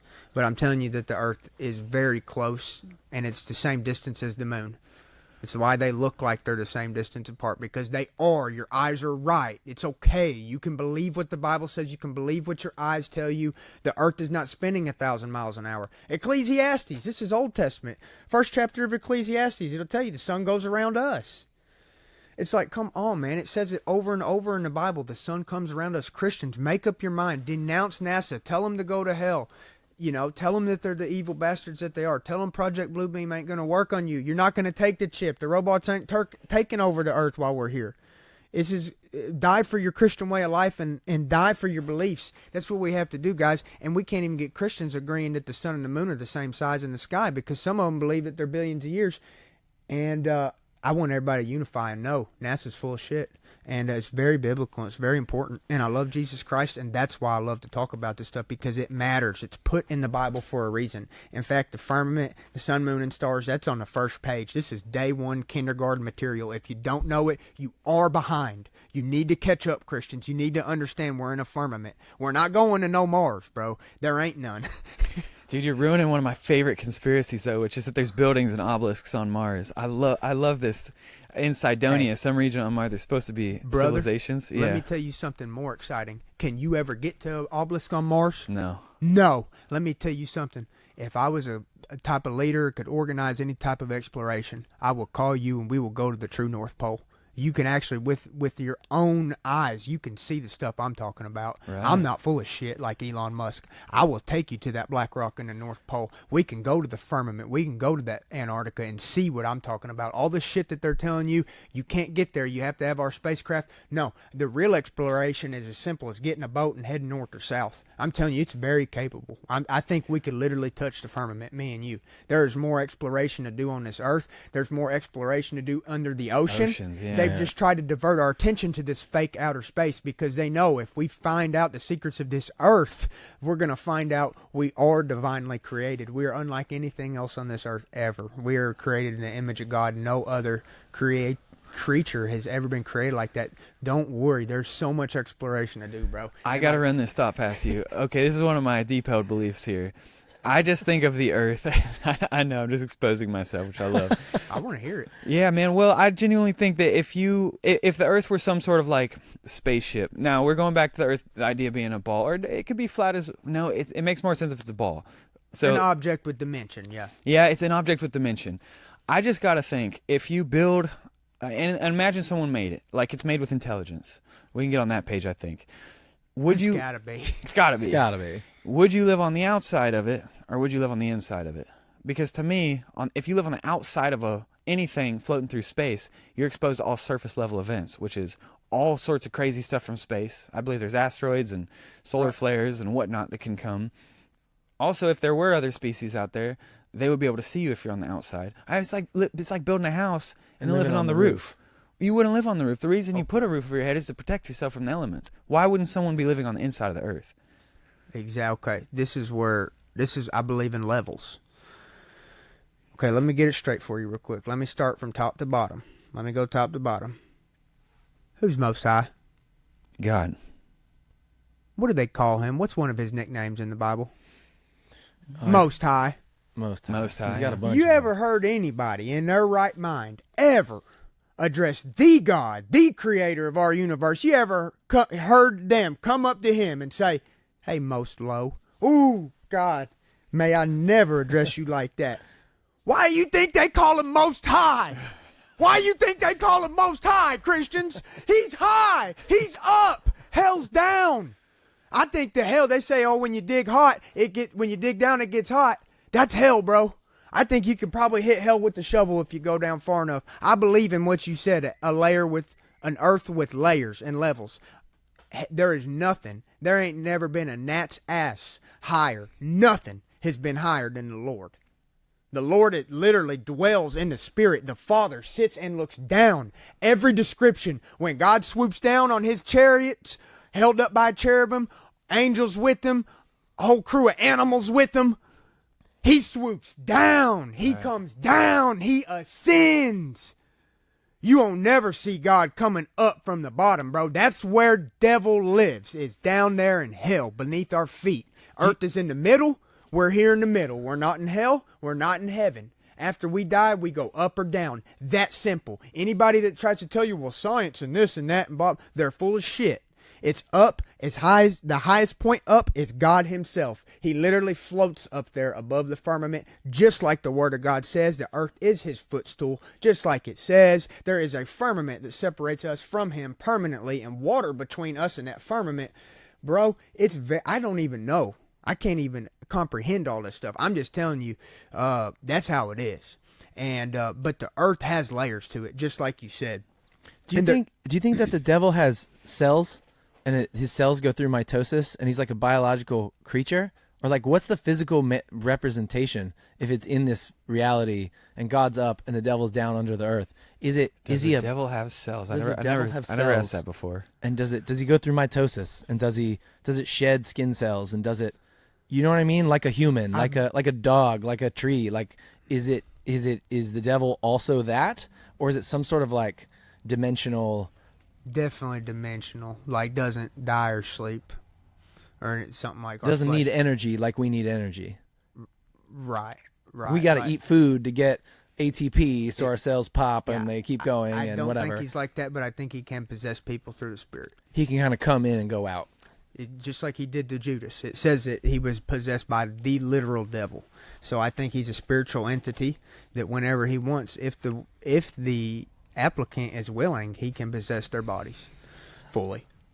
Just like any spirit could, any evil spirit could, you know. But Judas was possessed by the devil. It says the devil possessed Judas. Not one of his minions, not like the guy who is hell-bent on destroying God and all. Remember, that's Satan's goal, is to kill God and his number one creation, which is all humans. And that's what he's trying to do. You went to Harding over here, right? I did, yes, sir. Did you ever get any spats with professors? Did you like to debate your professors on anything? Do you recall any spats you may have had with professors? Man, I'm so ashamed of who I was at Harding because I was totally not a Christian when I went to Harding. What's up, Mr. Tommy? Hey. What's up? Hey, come on in, brother. Oh yeah. We're just filming over here. Come on hey, in. Come hey, on Mr. in, Tommy. Mr. Tommy. That's the man with the plan. I heard you know a lot of stuff, man. He sure does. Awesome. Good to meet you. Hey, Mr. Tommy. Yeah. Good morning, brother. Boy, I wish we'd get Mr. Tommy on film. You get some real educational stuff. Yeah, we can. Oh, that's great. If you'd like to, he'll answer any questions. Yeah, man. Tommy is the backbone of this farm. I'm telling you, there ain't nothing he can't do. He welds, operates. Oh, that's incredible. He's a farm boy. Oh yeah. How'd you meet him? His son was doing some work for me, and I love his son. His name is Vaughn. And he was working in a bathroom, and he fell off the ladder and went through the wall, and it was a tile wall. And I've never done tile walls. I just don't like doing stuff like that, intricate stuff. I was like, oh my gosh, we're going to have to hire an expert. Vaughn says, hey, my dad can fix it. I says, all right, well, okay, just please have your dad fix it. You know, we'll pay him and all that. And we kept going about work. Well, the next day, Mr. Tommy comes over, fixes up the wall. I said, well, that sure was quick. And that sure was pretty dang good, Mr. Tommy. I mean, it looks perfect. I said, do you want to work tomorrow, Mr. Tommy? And he said, yeah. I said, okay. And, you know, and then we were repairing a rental home at the time, and then Mr. Tommy helped with that. And I said, Mr. Tommy, I've got a lot of stuff at my place. I was still building my house, still just working on a lot of farm stuff. I said, would you like to come to the farm, Mr. Tommy, and just do anything? You work as long as you want, Mr. Tommy. And he said, yeah, let's do it. He loves operating equipment. He loves fixing equipment. His specialty, by far, well, it has to be equipment because he's so good at that. But also, you can't teach this. You either have it or you don't. Nurturing of animals. He has that instinct. Like, he's saved multiple animals out here. Yeah, so he has a very caring spirit. That's what makes him better than anybody. Is Mr. Tommy is his nurturing spirit toward animals. But he loves equipment. He wants to get on diesels and drive diesels all day long, and I think he gets happy if something breaks because he's good at fixing it. You know, it's never a dull moment, Mr. Tommy. Yeah. This really is a working shop. Mr. Tommy just came in and just grabbed a tool and headed on back out. So yes, sir. It's a workshop. I mean, we are trying to feed the army of the Lord here. That's what this is about. Is feeding anybody who wants to fight this evil. So you were saying about your professors at Harding. Did you ever get any spats? I'm so ashamed of who I was at Harding because I wasn't a Christian. I would argue with the professors. I remember Mr. Shelton, Jim Shelton. We were in a class called Business Ethics. I did a case study. My project was over the Ford Pinto, and I had to study whether or not it was ethical. And Lee Iacocca, you piece of shit. You burned so many Americans alive, man, because of that Ford Pinto.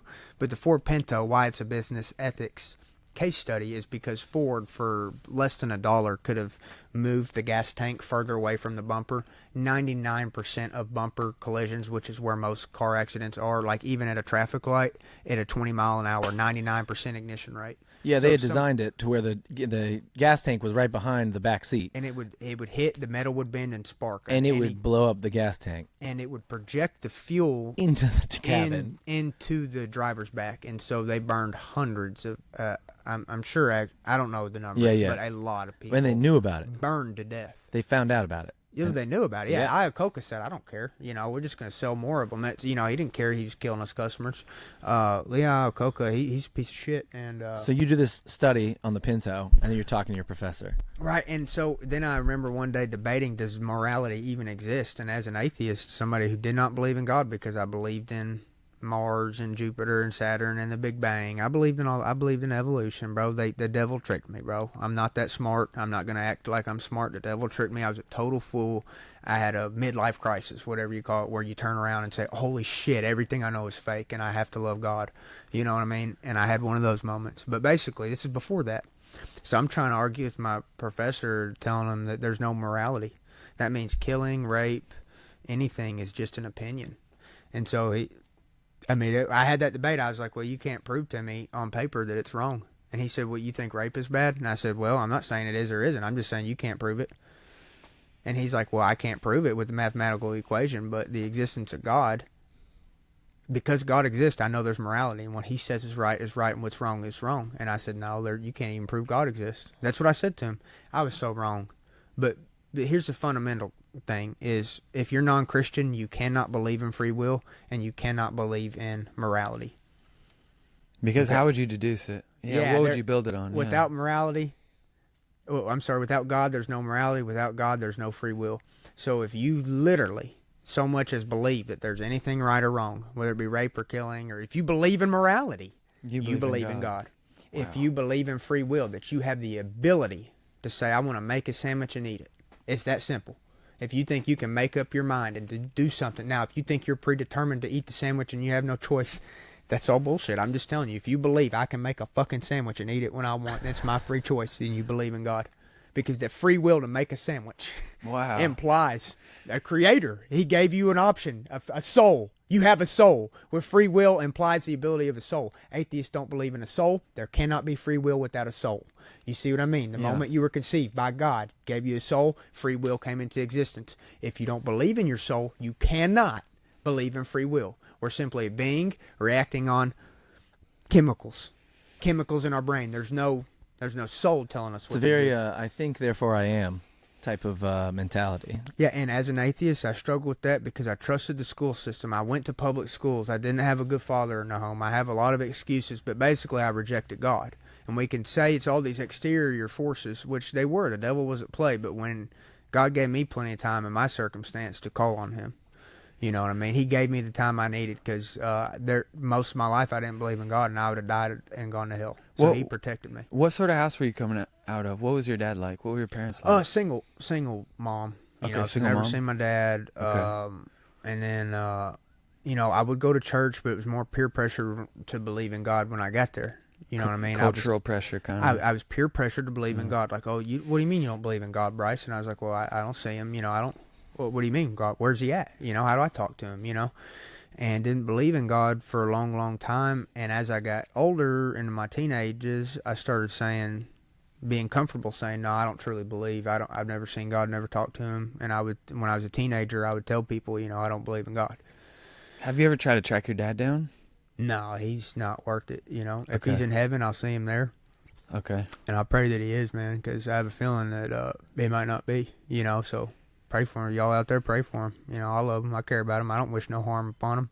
Oh, I wanted to ask, man, I saw you on Tucker, I think your most recent Tucker interview. You asked for prayer for someone nearby here. He healed, bro. Hey, I was going to ask, He what healed. happened? Yeah. Phil Cannon Phil Cannon. from Phil PBD, Cannon. from the PBD. Oh, pod. that was a PBD podcast. Yeah, He that's totally right. healed. And He did? check out what was wrong with him. He got a tick bite. They didn't know what it was. They found out it was a tick bite. Tick bite totally shut him down, like messed up his whole nervous system. They're thinking, is he got cancer? Is he what's going on? Like Yeah. he's tick bite. All the Yeah. symptoms went away in like a couple of weeks, bro. Just all that healing, bro, from the prayer. Yeah. Oh, man, okay, I want to ask you a question, and I don't want you to take it easy on me on this one, okay? I love these questions, bro. You are the best at these questions. Oh, man, thanks for being just open to talk about whatever, because that's what we That's always what we do wanna all the time. Yeah, Yeah. we just talk freely, yeah. I have a feeling this ain't our last podcast. Oh man, Man. I hope. I like that hope feeling. Not. Yeah, I would love to come back. And we can roll. Yeah, I am- anyway. Let's do it, Yeah, bro. come State on, dude. champ from North Carolina. Yeah, that's here, right. baby. That's right. He still got it. That Long old to dog. go. Well, I think I'm going to knock myself down in the ranks here. I'm mostly vegan, Yeah. and I want you to talk. I want you to lay into it. What do you think about veganism in general?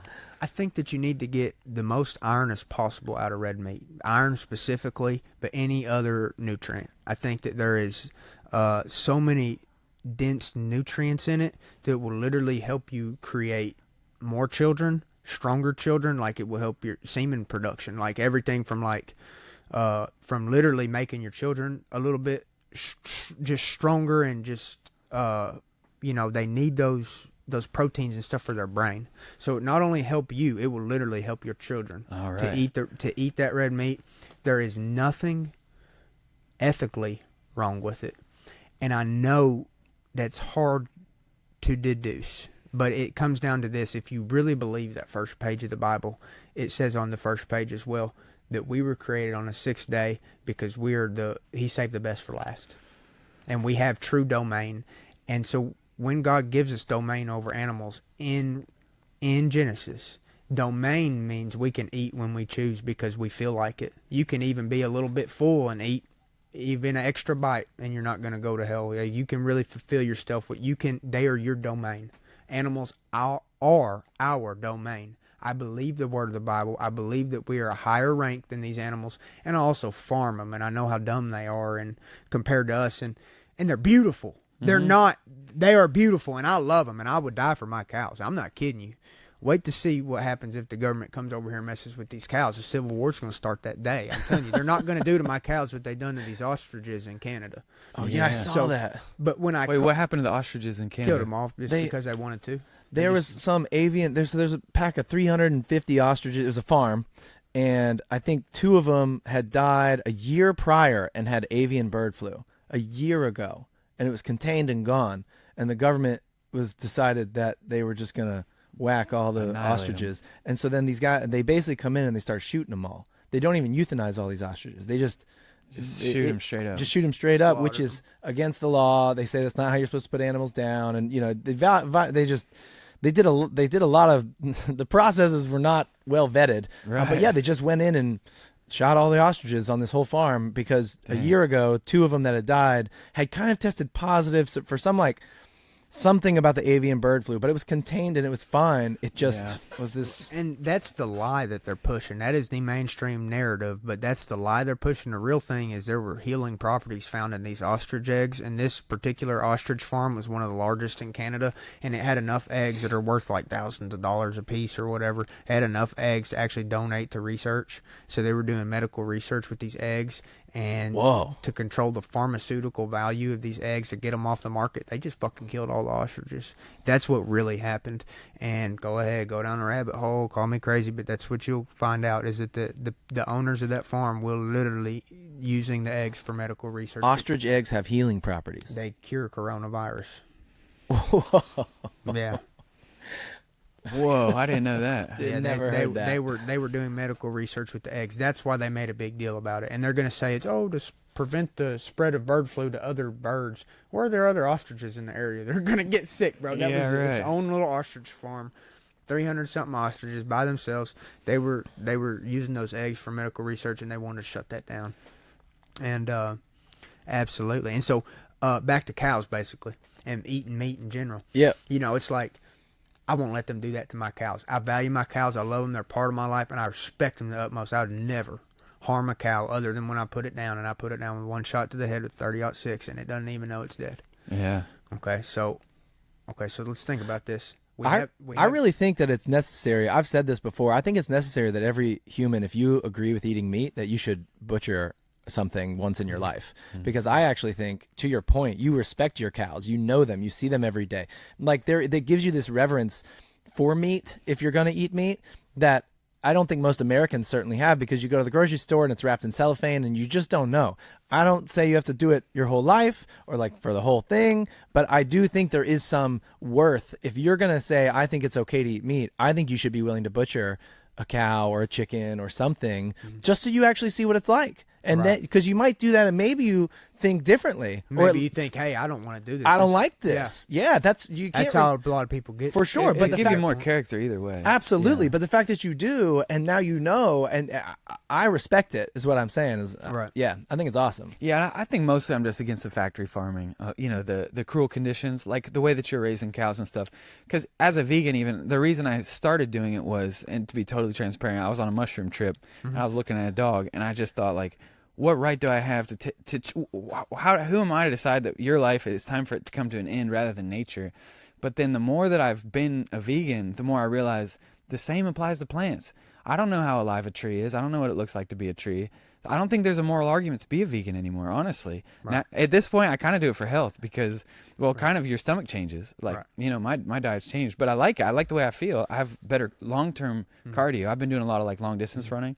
It seems to be better probably because I'm not getting the factory farm meats as much, so I'm not getting the hormones. It's a reduction of something bad as opposed to... I think that's what it is. Yeah. So I'm not like a militant vegan or even a moral vegan at this point. It's more of just a lifestyle. But your actual gut is literally used to eating that. It's changed. That's what makes you feel good. You put a little bit of milk in the coffee that you gave me. It was delicious. And I believe that if anyone offers you something and good, with a kind heart, you take it. Because it says that in the Bible. Paul says that if you're with the meat eaters, you eat meat, and if you're not, I'm the same way, bro. When I go over Grandma's house, I'm eating cookies, bro. Yeah, man. That's right. Yeah, but I could already feel it in my stomach. I can already feel the milk a little bit. I would just do one cup then. Yeah, that's great. That's great. Yeah, and it was delicious, by the way. Thank you so much. Yeah, man, bro. you make a great cup of coffee. Arkansas honey and some milk in there, sweeten up that coffee for you. That's how I love it, because I was starting to need to bulk up for my 45 days. Sure. And so I was trying to add calories. So Coach said, put that milk and honey in that coffee, son. Get big, and started doing that. Yeah, you bulk old school, don't you? It's like peanut butter and jellies and milk, and do. And I stopped doing that for 35 because now I just started saying, "Hey, no more bulking. I'm just dropping a weight class." Yeah, and it's much easier for me, bro, to do that because I was trying so hard to bulk with them PB and J's. And but here's one more thing about this beef I want to say is these cows, when you farm them, there is one cow out there who is eerily conscious, like friendly, like walks up to you and wants pet. And like actually him, no dude, he's getting a full natural life, but he's the bull twister and he's the only one that does that. The rest of them are very kind of shy. They're more like farm animals. You know what I mean? And like the more you work around these animals, the more you now I'm not saying that I don't think they're beautiful. I've not lost that perspective of them. They're beautiful. They're majestic. They really are, bro. But the more you work around them, you start to realize they shit where they eat. They lay in their shit. They'll stomp on your head. If you put a baby out here, they would probably roll over on your baby and kill it. Like, they're just not human. They're not up to par with us. Even the best bull I ever have, he doesn't get to come in the house. You see what I'm saying? It's I give him the best life I can, but that's out in that pasture. You know what I mean? Away from us. We're not meant to live in them and with them. And they're just, so the more you work around them, I think you'll actually get the idea of, hey, like, these are actually what God created. Their only purpose is to feed us really, really good quality food. And I think if you slowly introduce that meat back into your diet, you will, your body will really, really like it. And the good thing about the meat, bro, is that you don't have to eat as much. You know what I mean? You can just really take a steak a week could be a good start, yeah.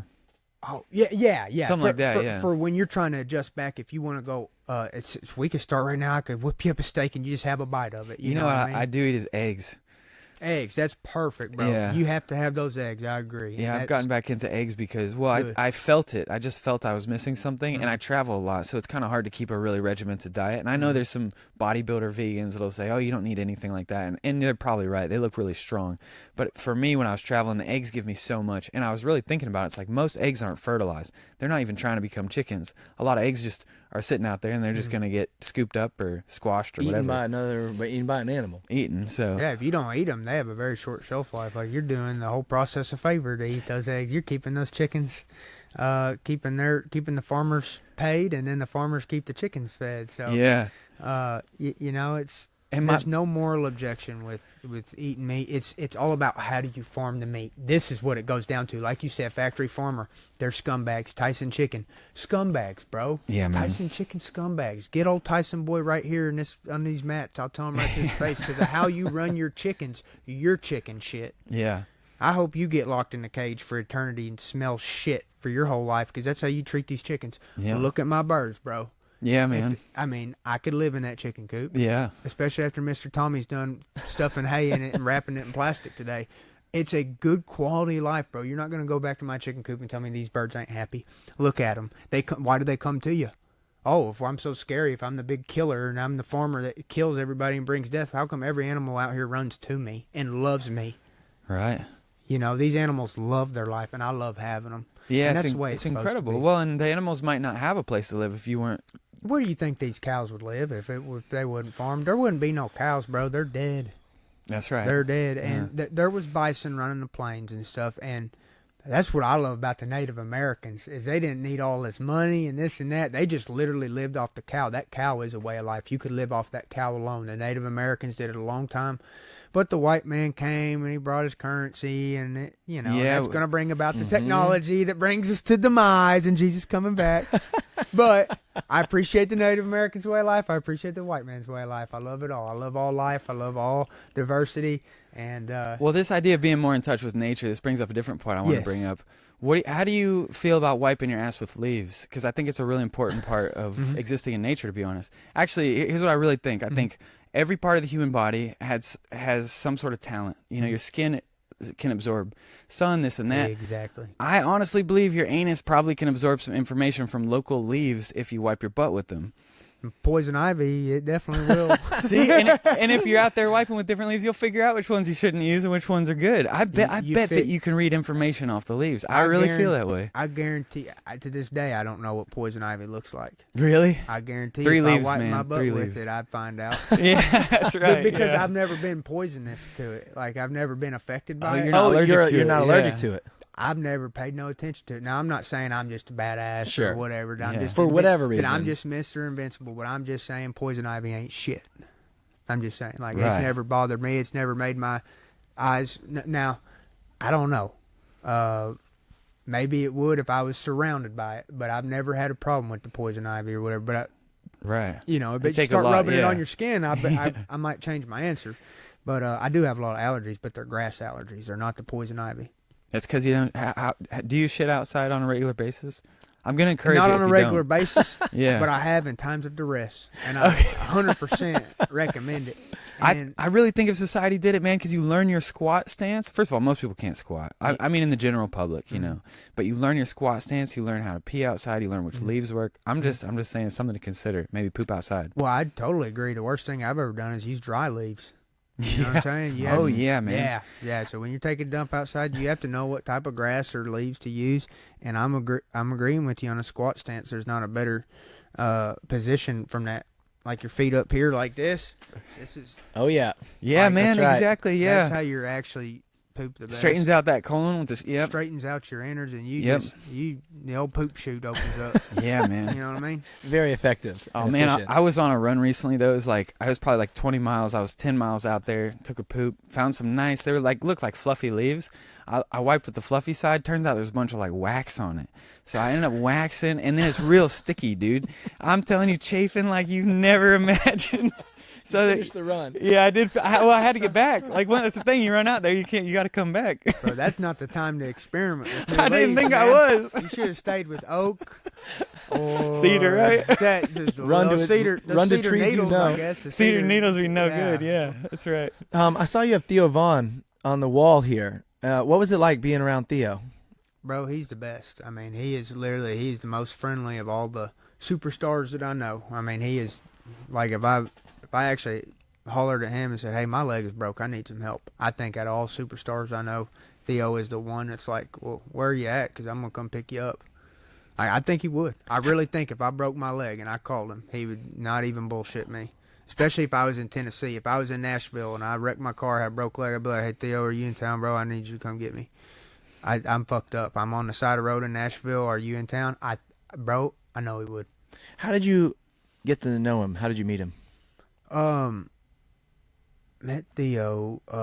He reached out to my old manager. His name is Matt Weibel, and he just hollered, I think, on social media and said, "Hey, would you like to get on my podcast?" And at the time, his podcast was very popular because I knew who he was, but he wasn't what he is today. You know, it's just since then, that's 5 years ago. He's even skyrocketed further since then, and I thought he was hot shit back in the day. Now he's in the mainstream, bro. He's all around the world now. So that was 5 years ago, and just got to meet him, and then went on again and got his number and just really like him. He seems like one of those guys who's not even trying to be funny. He's just his personality is so amusing to the rest of us that he's just got to be him, and that's it. Mm-hmm. Is he pretty much the same off camera as on camera? He turns it up on camera, and he definitely tries to be funny. He tries very hard. He tries as hard as physically possible to be funny. He is extremely smart. People have no clue. Yeah. They just have no clue how smart you have to be to act that dumb. He's nailing it, man. He's nailing it. Yeah. He acts like he's dumb. Bro, he's so smart to act like that and convince other people you're actually dumb, that you're smarter than. To convince he's smarter than all these people listening, but he's got them convinced that he's dumber, so they get to laugh at him as a dummy. No, bro, he's a genius of comedy. He's an actual genius of comedy. I can tell when he's trying and when he's not. And when he's not trying, he is still funny. But on camera, he's trying. He's just like any other comic. He tries. He excels. Well, yeah, I heard a breakdown of George W. Bush once. This political analyst was saying that he has something called the Southern slow draw, which specifically he's trying to make his enemies think that he's dumber than he is, so that it's an upper hand if somebody underestimates you. I always use that in negotiating tactics. That's the first thing I do if I get pulled over is I act stupid.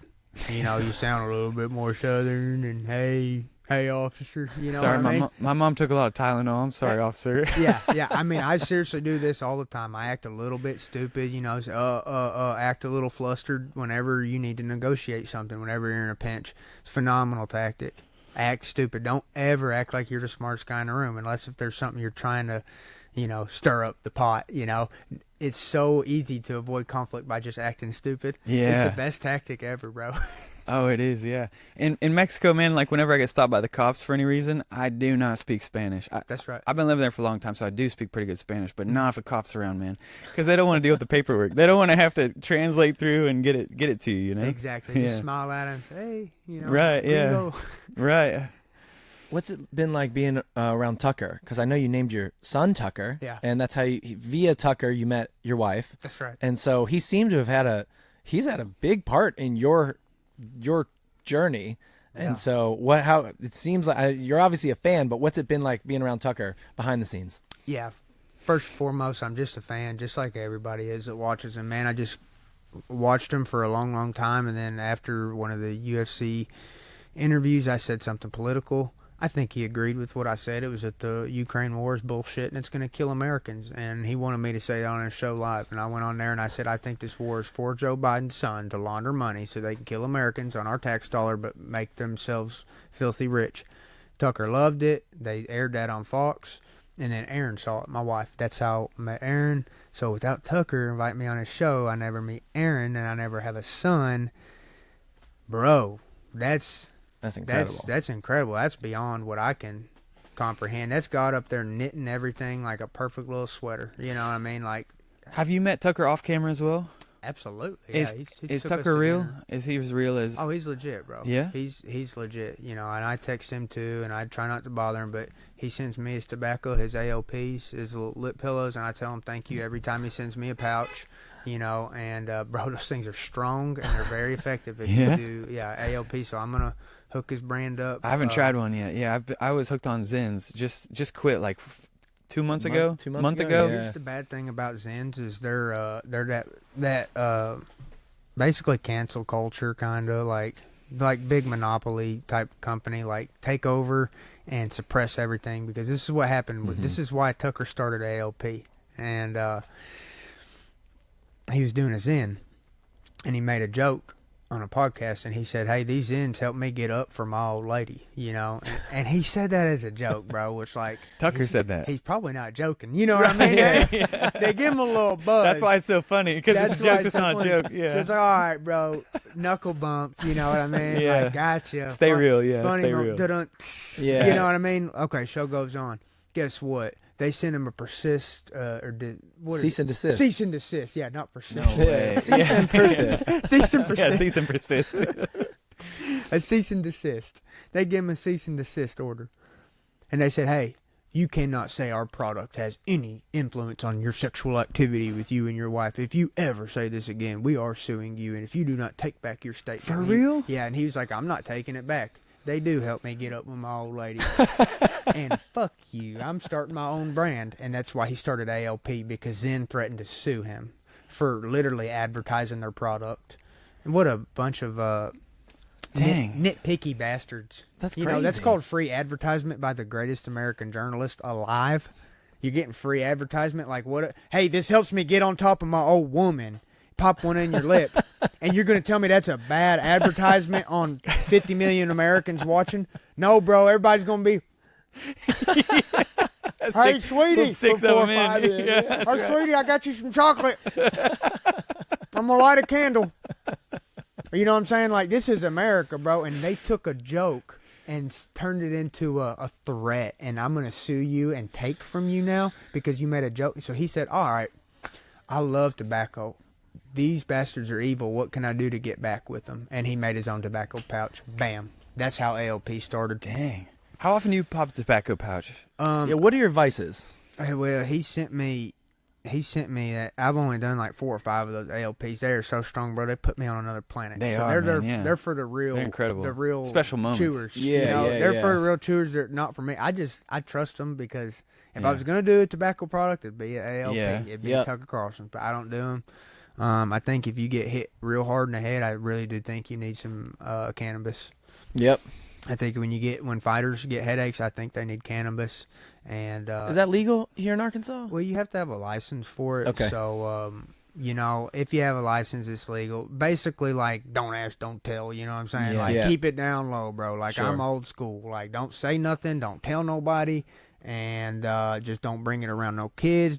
I don't advertise that stuff and think it's cool to puff smoke. But if Right, I have a right. headache, I will puff cannabis. I don't advertise it a lot. I don't even really like people knowing, but when people ask, I don't want to lie, and I want to say that if I have a headache, come on, man. Dr. Bryce says, Yeah. puff the stuff that makes your headache go away. Well, and sometimes, you know, you got to look at the upside downside of these, but people are taking Tylenol and Advil, and those aren't no risk either. And so, No. you know, there's different things you can take for a headache, and sometimes if that has less side effects, then What you are know. fighter headaches like? What do you get? It's like this weird feeling that you can't shake when your head's hurt, when you get hit hard in the head, and you know, like, it's just like this, like, I'm sure every fighter knows it, but it's just like your head hurts, you just don't feel right, and you just need to sleep. And you need to sleep until you feel better, you know. And if you want to wake up from a nap and take a puff and go back to bed, that's what you need to do, bro. Because, like, but basically, if your head is inflamed and it seriously hurts, like, kind of like pounding and like hurting in the temples and the ear especially, it'll do, because the pressure swells up and goes outward. Like when I smoke, and my head hurts. There's been fights where I was like, dude, I got to get something on my head and give me a smoke. You know what I mean? And then I instantly can relax. The pain starts to go away. I actually start to feel like I'm not panicking, like I need medicine no more. Because like when you're like that and you don't have no medicine, you're like, bro, I need something. So like I'll smoke it and be like, all right, I feel a little bit better. And I start to calm down. Mm-hmm. I start to relax. My headache goes away, and I can drift to sleep. And when a fighter gets a big headache, they need to go to sleep.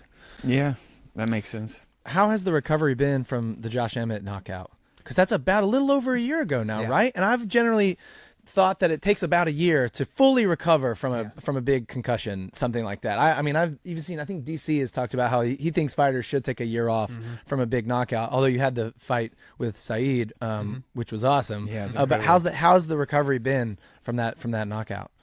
I think that after that knockout, I'm all good. I woke up. Actually, I didn't have that was not the fight that I had the bad headache. I had a little bit of discomfort that fight when I woke up, but not what you would think. Really? Actually, fights where you don't get one hit knockout, where you get like a bunch of them, a bunch of hits. Those are worse, bro. Way more damaging. Yeah. Now, if Josh Emmett would have kept hitting me afterwards, he'd have killed me. Yeah. You know what I mean? But that one hit, I actually lived, recovered, didn't have bad headaches and stuff. But I've had fights where I've just had horrible head hurt, face swollen up, and that's, bro, like, give the fighter some weed. Like, stop judging them. Stop, dude. Their face is swollen up. They can't sleep. Let that dude smoke his weed and be alone. You know what I mean? That dude just fought for his life. Leave him alone. Let him smoke his weed. Don't call him a druggie or whatever. You know what I mean? It's at that point a fighter's disabled. Yeah. when they're beat to shit like that, they're disabled, bro. Let the disabled man smoke his plant. Right, yeah. And alcohol you stay away from completely. I don't do alcohol at all. Yeah, I've never liked drinking it. And then the desirable effect has never been desirable for me, because it's just like I get too drunk too quick, and then I can't remember what I said or did, and I'm just a terrible drinker. And I decided, you know what, this is not good for trying to be an athlete. And so when I was 21, that's the last time I drank, because I turned 21, so I wanted to try it, and I was like, oh, dude, no, I'm never doing this shit again. Yeah. After I drank for my 21st birthday, because I went out to a bar with my buddies, and, bro, I can't even remember it, and I said, no, never doing this again. Yeah? Oh, that's great. I totally stopped drinking, haven't drunk in 10 years. That's awesome. Yeah. I mean, Huberman has that really famous alcohol podcast. I think it was the #1 most listened to podcast in like 2024 or 3, and it's 3 hours long, and he basically outlines how alcohol is always bad for you.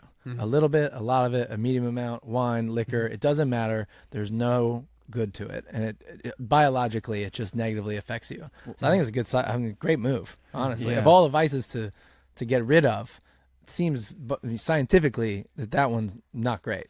That's what I always thought as well. And I tell you what, my wife, she sips beers, and so I started wanting to look cool with her. I started drinking these non-alcoholic beers. They have 0 alcohol in, but they just taste like beer, and that's my thing right there. I like the zeros. Yeah, those are good. Oh, zeros ain't no joke, bro. Yeah. Okay, so let's take this a step farther. Those zeros got nutrition in them. Did you know that? No. Zeros are nutritional, bro. You could live off of them zeros for a little while. Yeah, it's got some energy in it. It does. They got 70 calories a piece, but the zeros, bro, they got the hops, the fermentation, or whatever it is. Those nutrients are in that drink, so it's a little bit stronger than just drinking water. So it's not water. Yeah, you could actually sustain. There's 70 calories a piece. You need 1,000 to live. Okay, drink a dozen of them a day. You could live off a dozen of them beers a day. Them zeros. Yeah. Well, and I've thought about doing it because I like them that much. the all zero diet. Yeah. Hey, check this out too. Okay, so here goes a step further. We're talking about it being bad for your body. I believe it is, but with the alcohol content, okay, let's say it's a 0. And now what are you brewing it with? Well, if you're using things that are healthy to brew your zeros, I think there's considerable nutritional quality to it. And now there's an ancient method where they would brew beer with something other than wheat. And if anybody in the comments of this podcast knows what it is, please put it in the comments. But basically, this, from what research I had, it's my memories. It's failing me at this point. But there is a grain that they would have brewed 1,000 years ago that's not what we're brewing today. That's not hops and barley. And basically this grain, I think it started with the pea, but it would have increased male testosterone through the roof. And it would have been cleaner than water, very easy to make, very very available. So back in the day, they could have been drinking these strong brews that would just boost their testosterone through the roof. I forgot what the name of this grain is, but if anybody in the comments knows it, let me know, because I'm going to start making some beer in this here shop. That's cool. Now, me and Mr. Tommy going to set up a whatchamacallit over there still. Yeah, there we go. Yeah, man. And I believe in Arkansas, as long as you're not distributing it, I believe that it's legal. Like For private. Yes, For if private me, use. Yeah, if me and Mr. Tommy wanted to sit over there and brew beers, and Yep. we're just sharing beers between me and Mr. Tommy. Yeah, I think that's fine. legal. A lot of home brews have taken off, and people are brewing their own beer. You're just not allowed to do it commercially. Commercial, that's the thing. So Yeah. I'm gonna adventure with that and try to brew my own and try to brew something other than hops and barley, which has a little bit of nutrition, but I think there's superfoods out there that we could turn to beer. Oh, that getting we the brandy's kind of. Yeah, we could literally be like Popeye with the spinach, like drink this beer. And, Come on. Oh, man. It's the secret sauce. Oh, It's a secret you'll be great at marketing a product like that too, man. If you ever want to sell it, you are the guy. We just got to find out what it is, and it's some type of grain. I think it started with a P. My memory fails me. Do you have an opinion? I wanted to ask two questions. Have you ever been offered money to throw a fight? And what do you think about some of the recent stuff coming out around what's happening with potential fighters taking money for throwing fights? Have you ever been offered? No, I've never been offered. No to one's throw ever a fight. contacted you about throwing a fight. Never. I think they probably think I'm crazy. All these fight riggers are like, we can't trust this old boy. We don't know if he's gonna work with us or not. No, I've never been offered. Not even offered. I do think some fights are getting thrown, but I think most of them aren't the ones that are getting caught. I think the bigger fights are getting thrown because there's so much money in betting. Like, look at like this. Like everything's took over to UFC for betting stuff, like DraftKings. Yeah. That's and all the odds. They have it on everything. And so now DraftKings employs probably more people than the UFC employs fighters. There's like 600 UFC fighters. There's probably 10,000 DraftKings employees. Sure. Like, okay, so At least. So you're not telling me they have a vested interest in one person in particular winning? Those 10,000 groups of people who each make 100,000 a year if this company works and if their customers get guaranteed results. Like, bro, there's so much, like a lot of it's rigged, but I guarantee my fights ain't rigged. That's what I'm getting at. My fights ain't rigged. I'm really going out there and getting my ass beat or beating somebody's ass, and it's fair and square. I promise. I don't think any of us have ever wondered about your fight. No, I don't think so. I was just wondering if you'd ever been approached. That's all. Yeah. No, I didn't know how rampant it is. Like, I don't know how to that effect how often fighters are getting pitched on throwing a fight, in terms of that. So it's just interesting because, we don't know from the outside looking in. But it's so easy. To your point, one human can control the outcome of a fight. It's harder to throw a basketball game or a football game Right. because you got tons of players, Right. tons, the score, and, you could just let somebody get your neck, like, and that's it. And that, and no one would blame you. And so it's much more open to that possibility because it's so much easier. So I just didn't know if you ever experienced how rampant that might be or anything like that. Yeah, I think there's some fiction going on. Absolutely. And I think the level is way more than what they're talking about. Just a couple fighters fixing it. But I don't care because I really enjoy doing the fighting, and that's why I got into the sport, is not to fix the fights, to actually take challenges and actually see if I could be the best. And that's literally what intrigues me about the sport, and nothing to do with the betting odds or anything like that. But you got to know some fighters are not like, hey, I'm here to be the best. They're saying, hey, I'm here to make the most amount of money, and if this dude's going to pay me to throw a fight, I'm going to do it. Some people are like that. That's just not what drew me to fighting. Is I have too much pride or whatever. Like, I want to see myself do good in fights to ever think about throwing a fight. Are there any regulations against fighters betting? Yes, now you can't even bet. Because you could bet on yourself. Like 10 years ago, yeah. You could You bet have on to like yourself. double your purse or, Now it's illegal. whatever. Yeah, now it's illegal. Now it's to illegal. bet. You're not Yeah. allowed to bet. Only other people can, yeah. Okay. Yeah, you used to, you get real big trouble Yeah, if you sure. did I didn't know that. what the rules were. You Yeah. used to be able to do it, and then a fighter did it, and he was bragging, but his guy got hurt, and he said, hey, pull your bets off on my guy. And then he told us whole podcast. Basically, it was like thousands of people. Hey, like right before the fight, he got on there and said, hey, my guy's hurt. Pull your bets. They all dropped their bets. They all made a lot of money. FBI shut him down, shut his gym down, kicked him Whoa. out of the UFC. So there's definitely, that was just one example of a fixed fight. Like, there's definitely fixed fights. There's definitely also pedophiles on an island raping kids. So it's like, don't tell me the FBI ought to be investigating people like me. Bro, get those pedophiles. It's all a distraction so that they can rape our kids. Is they can make us say, oh, well, we're trying to clean up the NBA and the UFC and the NFL. We're trying to clean it up. Yeah, go clean up Epstein's Islands, you rapists. Why were they raping kids on Epstein Island? Because was it just carnal pleasure, or was it something else? No, it's blackmail first off for the earthly people. It's blackmail for the earthly, and for the true Satanists there on the island, it's for pleasure. They actually enjoy it. They're worshiping Satan. That's how Satan's currency works. It works through blood or sexually devious acts. As in, Satan issues out a currency, a demonic currency. It's blood, like the most valuable blood of all ever was Jesus's blood. Like, that's a demons deal in blood, so that's why they have to kill other humans to get things or rape other humans to get things. Their demons' currency is killing humans and raping them.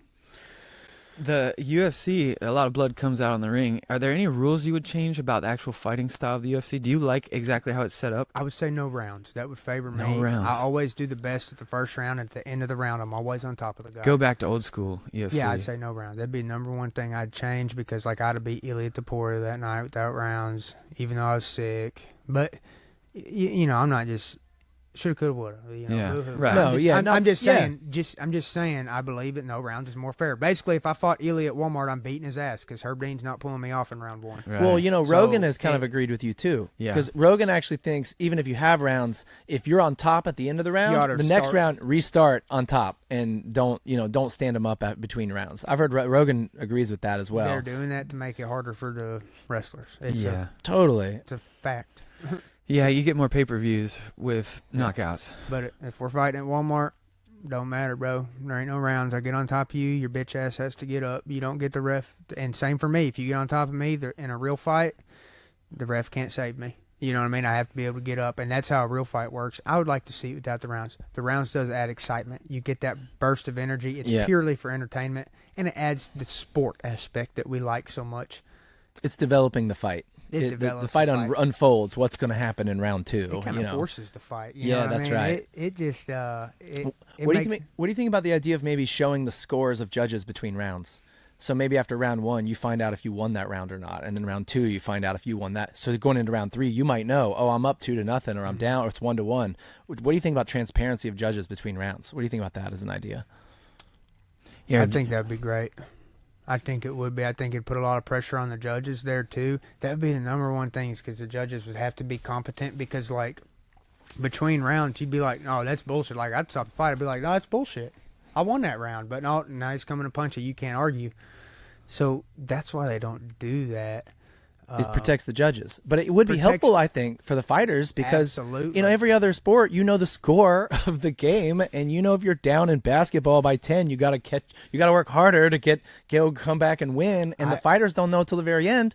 Where I think it would have changed the fight sometimes, where you go, wait a minute, I was down 3 rounds out of those 5, and I didn't know that, and agree. had I known, that would have changed your strategy maybe. Now I got to go for the knockout. Now I got to, you could actually change as the score unfolds. That's why I agree in it. I believe in that open scoring system.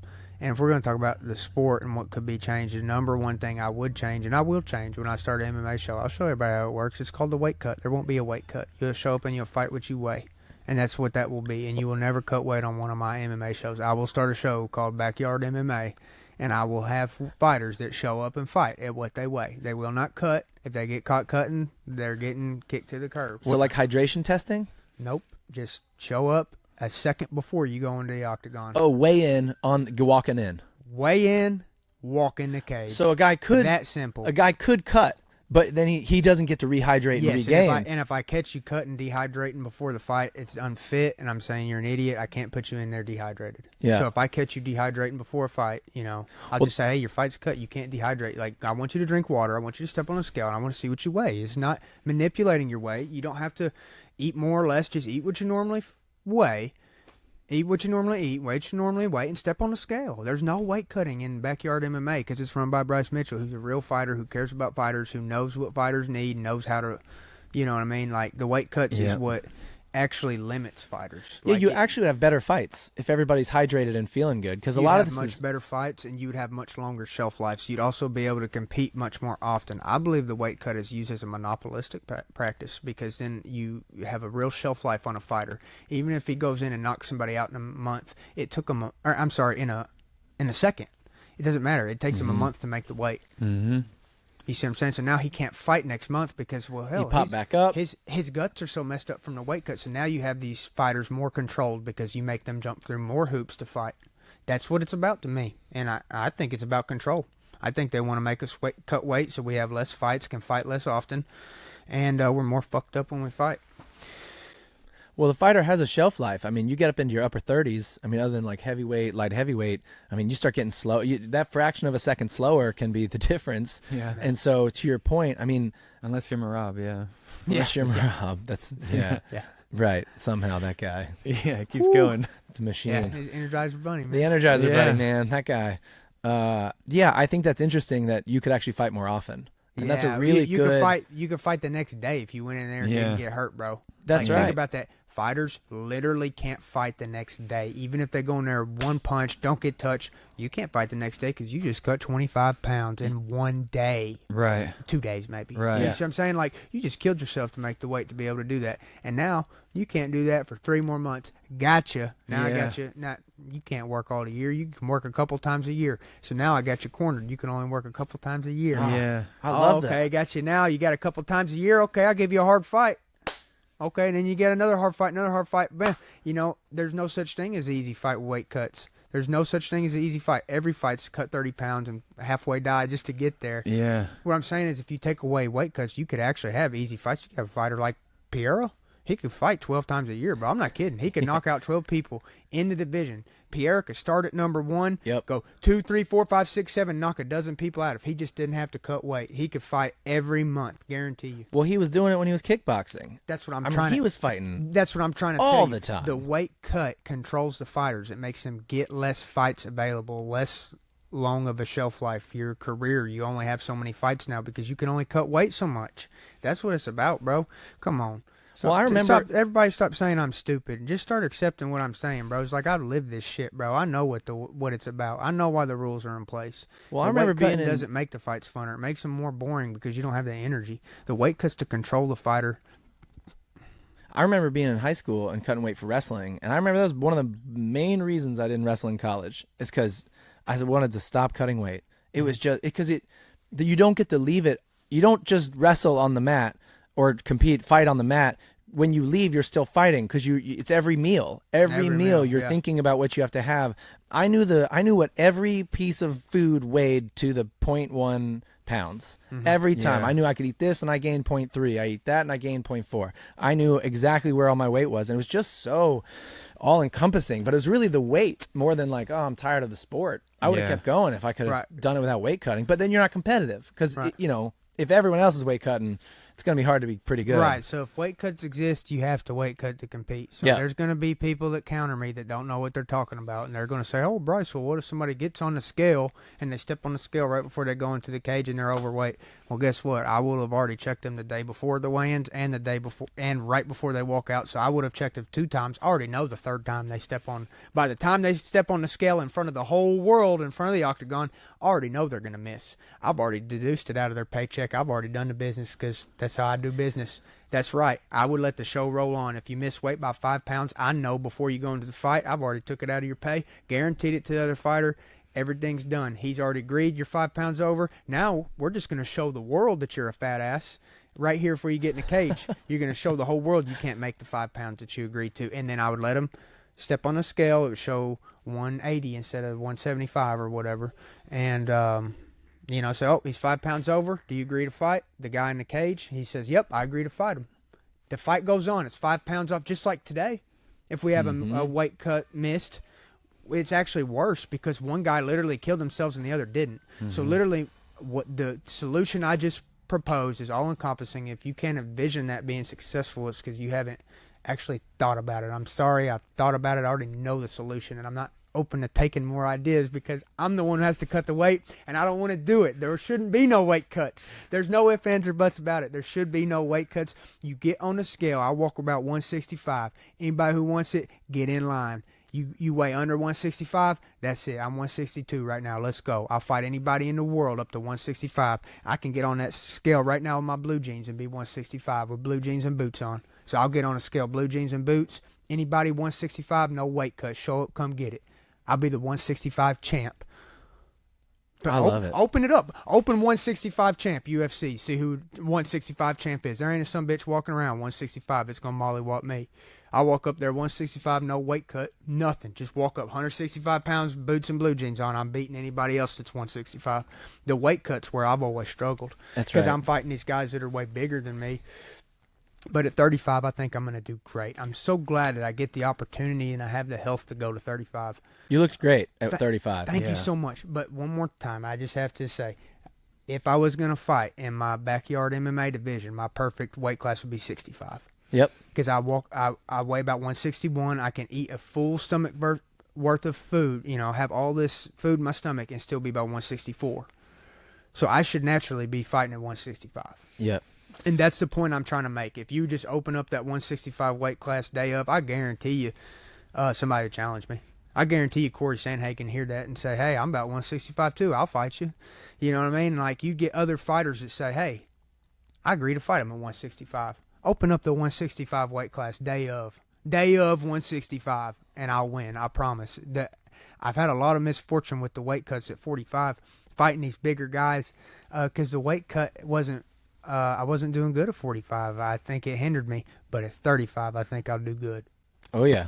With the weight cuts, and I don't like doing them, but I have to compete. It's how you stay competitive. That's how you stay competitive. Yeah, that's right. Do you have any idea of how many fights you've got left in your system in professional MMA right now, or is it just? I mean, you're you still just go young. next? 31. Yeah, you're still young. It's not something you need to be thinking about. I'm just curious if fighters have an idea of that, or if it's just live day by day, see what happens. That's how I like to be. I like to assume every fight I'm gonna actually die. Okay. I actually like to think, like, I don't like to plan stuff afterwards. I assume I'm going to be dead. I assume I'm going to be incapacitated in a coma. That's how I like to assume. Because when I operate on that assumption, I say I'll be lucky to live through this shit. And then I like to train with that mentality. That's incredible. Whenever fighting does come to an end, do you have any political aspirations? I want to run for governor. I do. And I'm going to. I've already got an economic plan that's very feasible. I'll tell you the first 3 articles of the Constitution of Arkansas that I would amend. First is freedom of property. There would never, ever be any property tax. The basis of capitalism is ownership of property. Come on, let's go. As soon as you take ownership of property, you cannot and will not have capitalism. The basis of capitalism is ownership of private property. Property tax is a juxtaposition of ownership. So you cannot own property if you're taxed on it. Ownership means it's yours. You cannot be taxed on it. So Article number 1 of the amended Constitution by Governor Mitchell, private ownership of private property guaranteed. Anybody who tries to impede on that is guilty of treason and punishable by death. We don't have to kill them, but we'll have the option.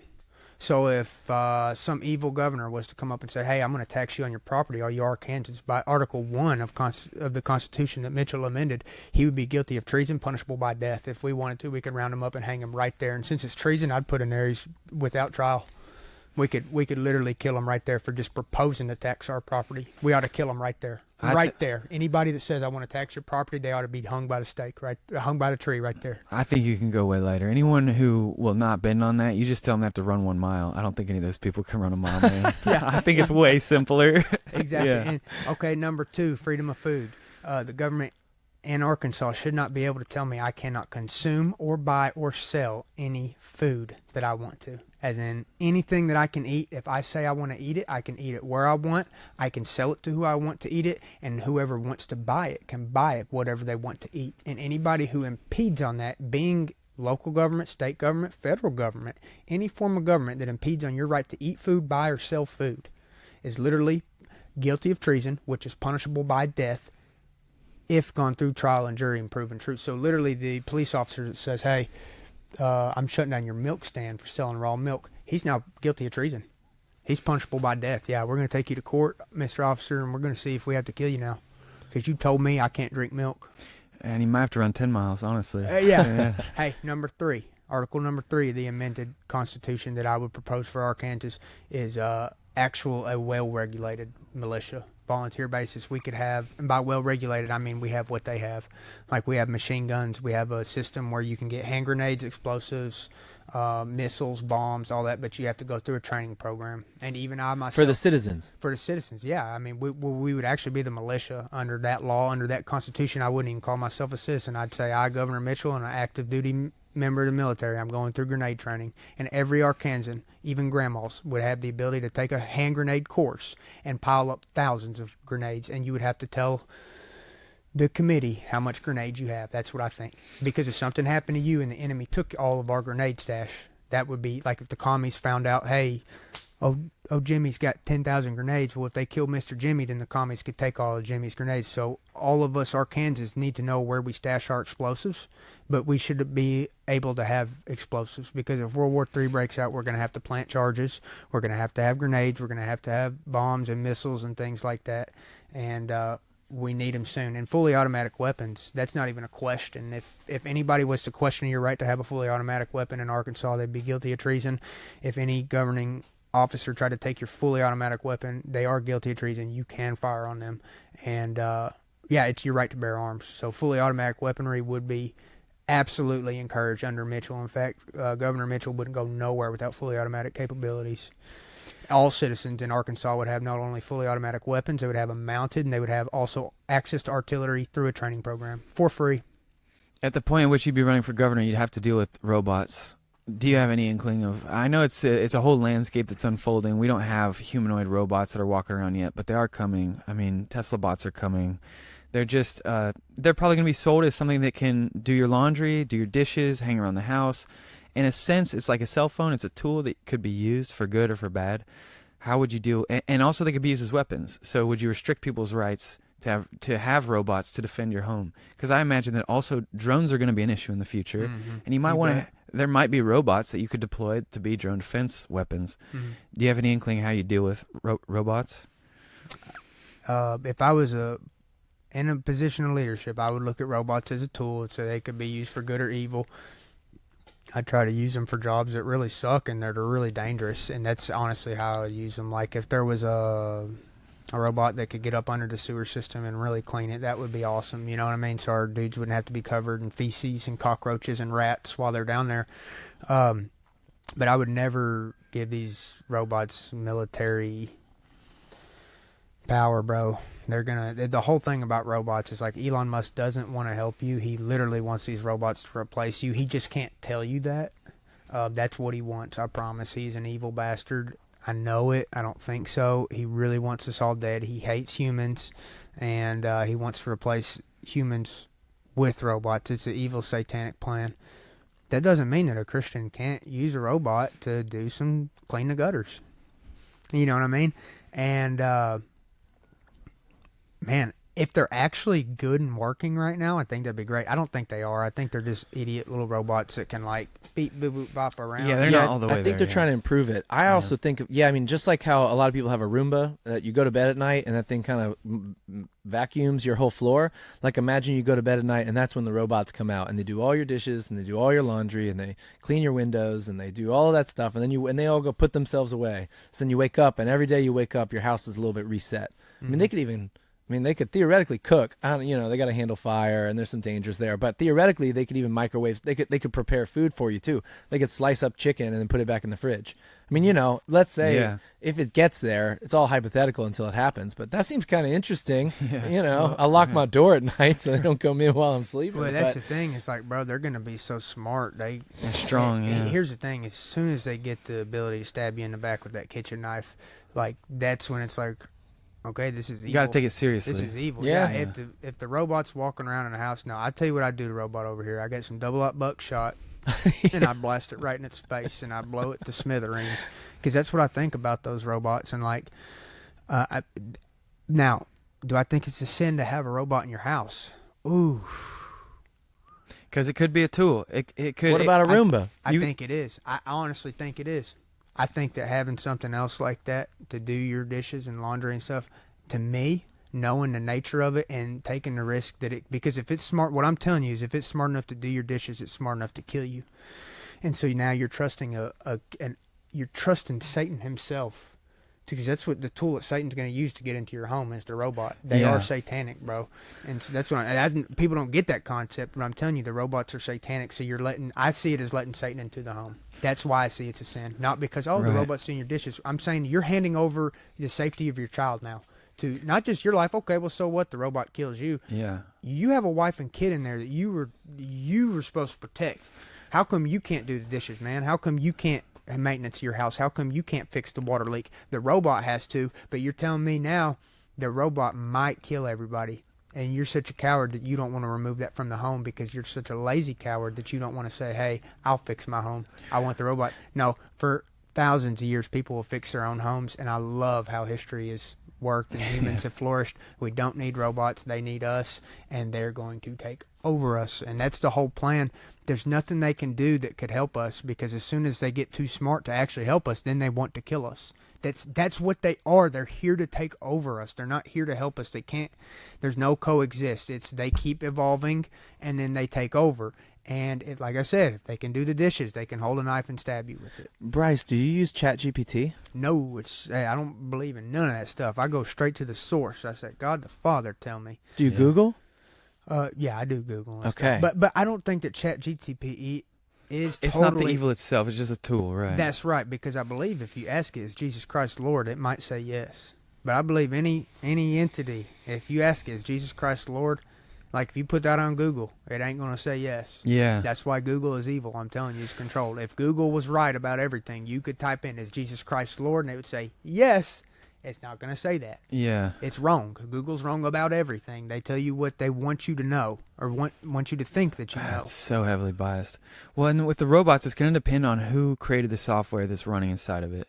I have half of mine myself, actually. One of the ways that I see helping people get back to farming their own land is designing. I have an idea myself to design a robot that can just farm local yards, small yards, because I know there's like a lot of homes where there's not a lot of land, but it doesn't take a lot of land to grow tomatoes, it doesn't take a lot of, and you can build up, because you can build racks of things and you can build greenhouses. And if you had a robot that knew how to build a greenhouse, knew how to maintain it, knew how to pick weeds, plant seeds, a lot of people could weeds. Keep their jobs for now, which will go away when the robots come for them, but actually use a robot to kickstart the garden in the back. Right. And then slowly, when the job goes away, they'll be able to transition to their food that the robot's been growing. I would like to design that robot myself. And everything you said is just so brilliant, and I could see it happening in a world where sin doesn't exist. But let me tell you what's going to happen to these robots. You know what the agrarian population is of our society? It's got to be less than like 2%. 2%, yeah. You know that more than half of those are 60 years older? So you're going to tell me robots is our problem, our lack of robots is our food problem? Come on, brother. Our food problem is not enough people care about growing tomatoes. Right. Your robots ain't going to fix that, brother. The problem is nobody gives a shit about tomatoes. Well, nobody cares about. I do. I grow them out there. You'll see my tomatoes in Oakland right now. I'll show you. I love tomatoes. I don't need a robot to grow them. I never have. I never will. But some people might. A lot of people are enslaved by the 9 to 5, though. Here's what we need as a society, and this is what we need: an agrarian population. More people farming. I agree. Less than 2% of our 60-plus-year-olds are going to farm the rest of the nation. No, that's why you have to even entertain the idea of asking a robot to do your... That's right. Bro, if just half of the working men, just half of them grew something or tended to an animal, just half, that would be 25 times more, and then they would be half the age, because like I said, our current farmers are 60 plus years old and less than 2% of our population. We need a 50% agrarian economy. Oh, well, we're not going to be sophisticated. What's all your jobs at? Your accountants and your this and that. It's all bullshit, bro. Those are fake jobs. They're gay. They don't do anything. They don't feed anybody. They're stupid. They're non-existent. When the society collapses, you're going to wish you had that 50% agrarian population that knew how to grow tomatoes that I was talking about. And all of this stuff, I can't prove it until the power goes out. I can't prove what I'm saying to be true until this shit goes down, and you're going to say, remember that conversation with Bryce when he was like, oh man, I wish more people knew about this farming stuff, because we need more of an agrarian population, not robots, to compensate for our lack of interest in our food. Why do people not care about the food? Why do people not grow tomatoes and okra? Why do people not care about cows and chickens? Why? They don't have that heart of God, bro. What did George Washington want to do after he won the greatest war of all time? Be a farmer. Man. He was a farmer. That's it, bro. That's the answer. It's that simple. Care about your milk, your beef, your eggs, your pork. Care about where it comes from. Be a good Christian. Know about food and why God gave us domain over these animals so we could be a shepherd. Why does God call himself the shepherd? Because we're like sheep to him. You see what I'm saying? It's so important, this way of farming. It's in the Bible. Reap what you sow. The day of harvest is near. All these references are farming based because that's the way of life. And people don't care about it. Robots ain't going to fix that. The problem is people don't care about tomatoes. People don't care about taters. People don't care about fried okra. They're idiots. They're money-hungry fools. They're worldly fools. They're chasing after cars. They're chasing after jets. They're chasing after... They don't care about tomato trellises. Right. As I do. You know what I mean? And a robot will not ever help me with no tomato stuff. Because like I said, as soon as that robot is smart enough to actually help, it could stab you in the back. it can stab you in the back. You know what a number one thing I'm looking for when I find a farmhand out here? Somebody to help me pick tomatoes, which, by the way, Mr. Tommy does. He is better than any robot you'll ever find. He has a heart and a soul, and he will call... Hey, I could call Mr. Tommy anytime, and he could perform anything better than any robot ever was, Mr. Tommy. And he's here all the time. He works with me 5 days a week. And no robot will ever get close to even being a quarter of the man Mr. Tommy is. You can't design. It's not physical. It's spiritual, bro. He has a soul. Mr. Tommy can fix anything on his farm. He's that smart, has that much experience. That's what we need. Yeah. We need men that can weld, plumb, hunt, fish, fix, fight. That's what we need. Robots don't fix that. They just make the humans that are left easier to control. Yeah. Well, I guess where I challenge you on that is I really think it's about the brain you put in the robot, and I think there will be groups, like imagine Tucker wrote out a home robot. It was tested by his group and not out in Silicon Valley. I think the real issue is centralization. The theme that I hear in all the things you talk about is we want to avoid centralization. You want to avoid all the power in a very small number of hands. So even with AI, as we're going into this world, there will be small groups that create little robots, off-brand robots that are just kind of homegrown, have little homegrown brains, and they won't be as smart because they won't be using the data centers running out in Silicon Valley. But I think that fracturing will happen. There's always different companies that come out in every industry, like even in tobacco, there's good companies, there's bad companies, there's huge ones, there's small ones. So I think that's going to happen. But anyway, we'll have to face it together. I mean, as we go forward in the future, all of us humans. So it's going to be very interesting. It is, brother. It's going to be very interesting. It's never been really at the forefront like it is today. Yeah. And those little Boston Dynamic dogs. Yeah. Seeing him walking around. Yeah, man. It's terrifying. I'd like to kill one of them, to be honest with you. I'd like to run it over with the truck. Like to blow one up out there. Yeah. Put some thermite out there and shoot it with AR. You know what I mean? Yeah, exactly. It's like I just see too much evil potential. And here's the thing. If there was... Okay, here's what I have to say. My counter to that. My counter to your argument of them helping us is, this is my counter, there's no necessity. Why do I need a robot? The answer is, okay, to pick tomatoes, to pick okra. Answer the question, why do I need a robot? Well, why do I need a robot? I don't need a robot. I have no necessity for it, so now I'm introducing a thing that I believe will inherently kill me and take me over out of a non-necessity. Now, if you were saying, hey, Bryce, we're surrounded by every single nation, and these robot troops might defend our nation. I'm in. Yeah. Okay, Elon, build a robot army. It well, can help us. Especially if they're sending a robot army at us. Yeah, exactly. Because at that point, we have no option. If they were going to really save humanity, I'd be like, all right, but there's no necessity for robot. They're creating the necessity. They're lying about the necessity. There is no necessity. Yeah. What's the difference between a robot and a machine? Because I have a dishwasher.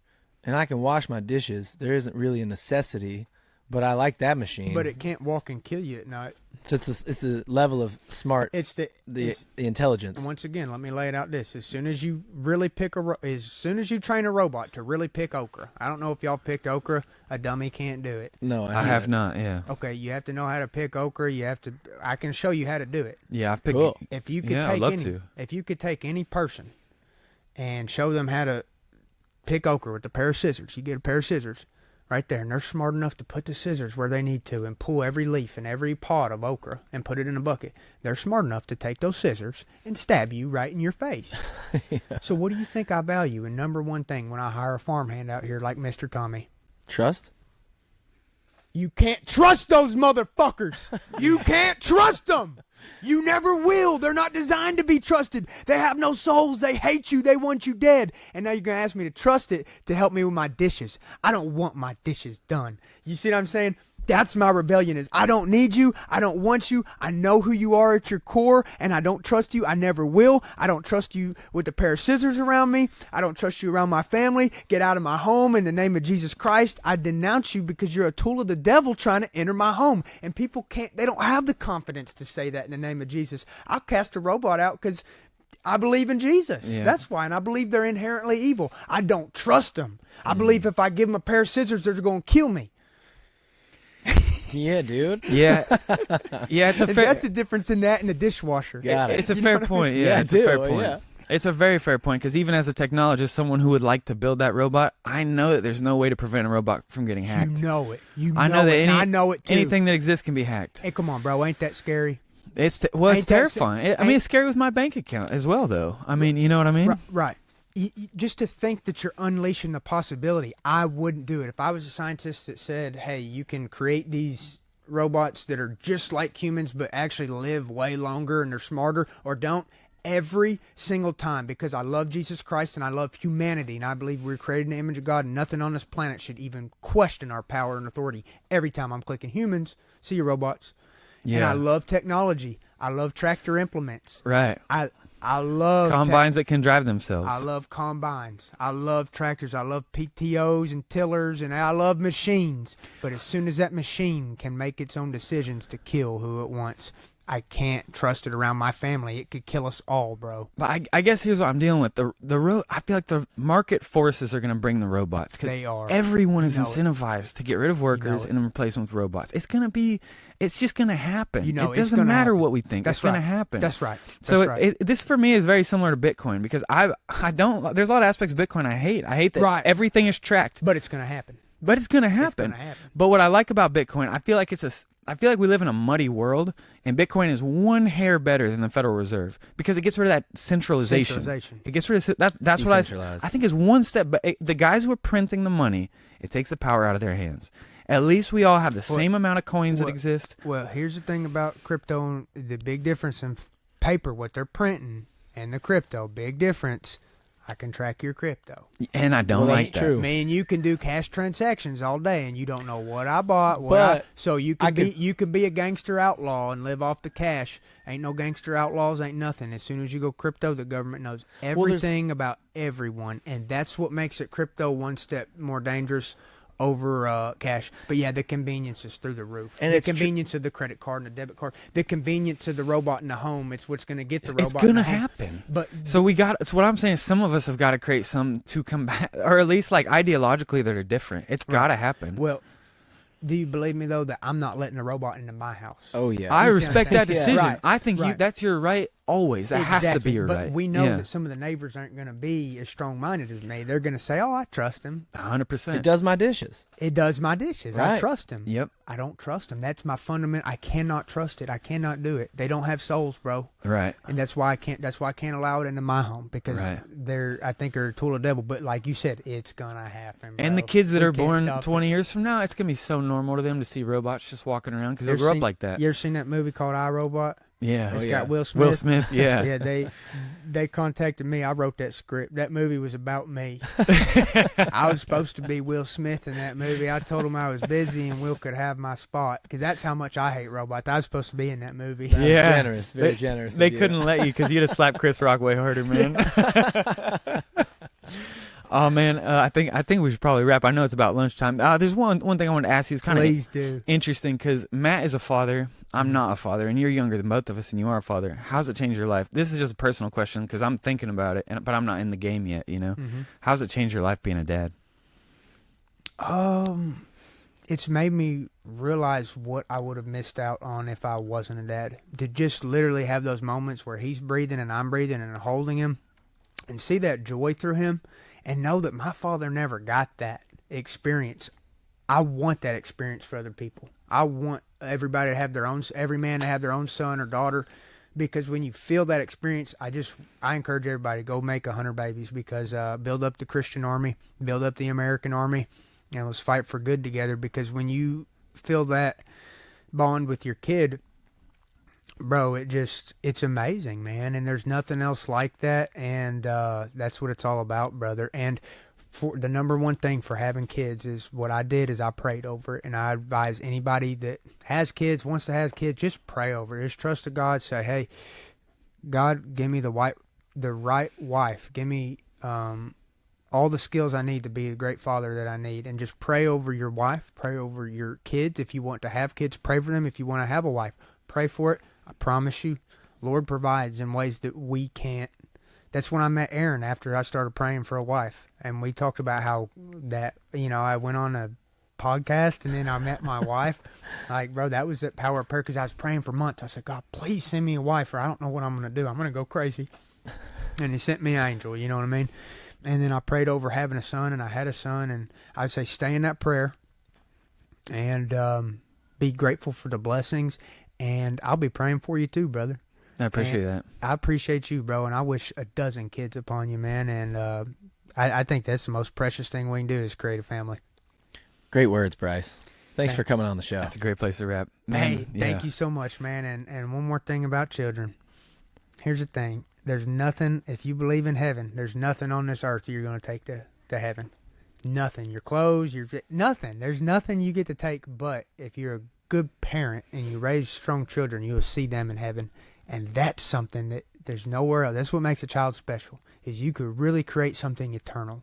God really gave us that ability to create something eternal. Dang. And that's what I think is what makes them so precious, is because they're just endless possibilities. This kid's going to forever exist in God's kingdom if you raise them right.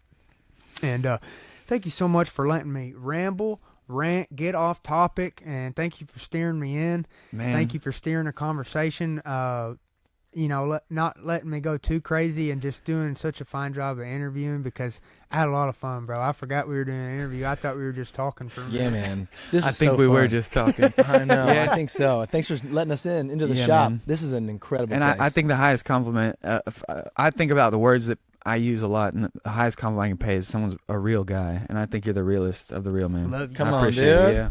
Come on, dude. Love you guys. God bless you guys, man. Too, bro.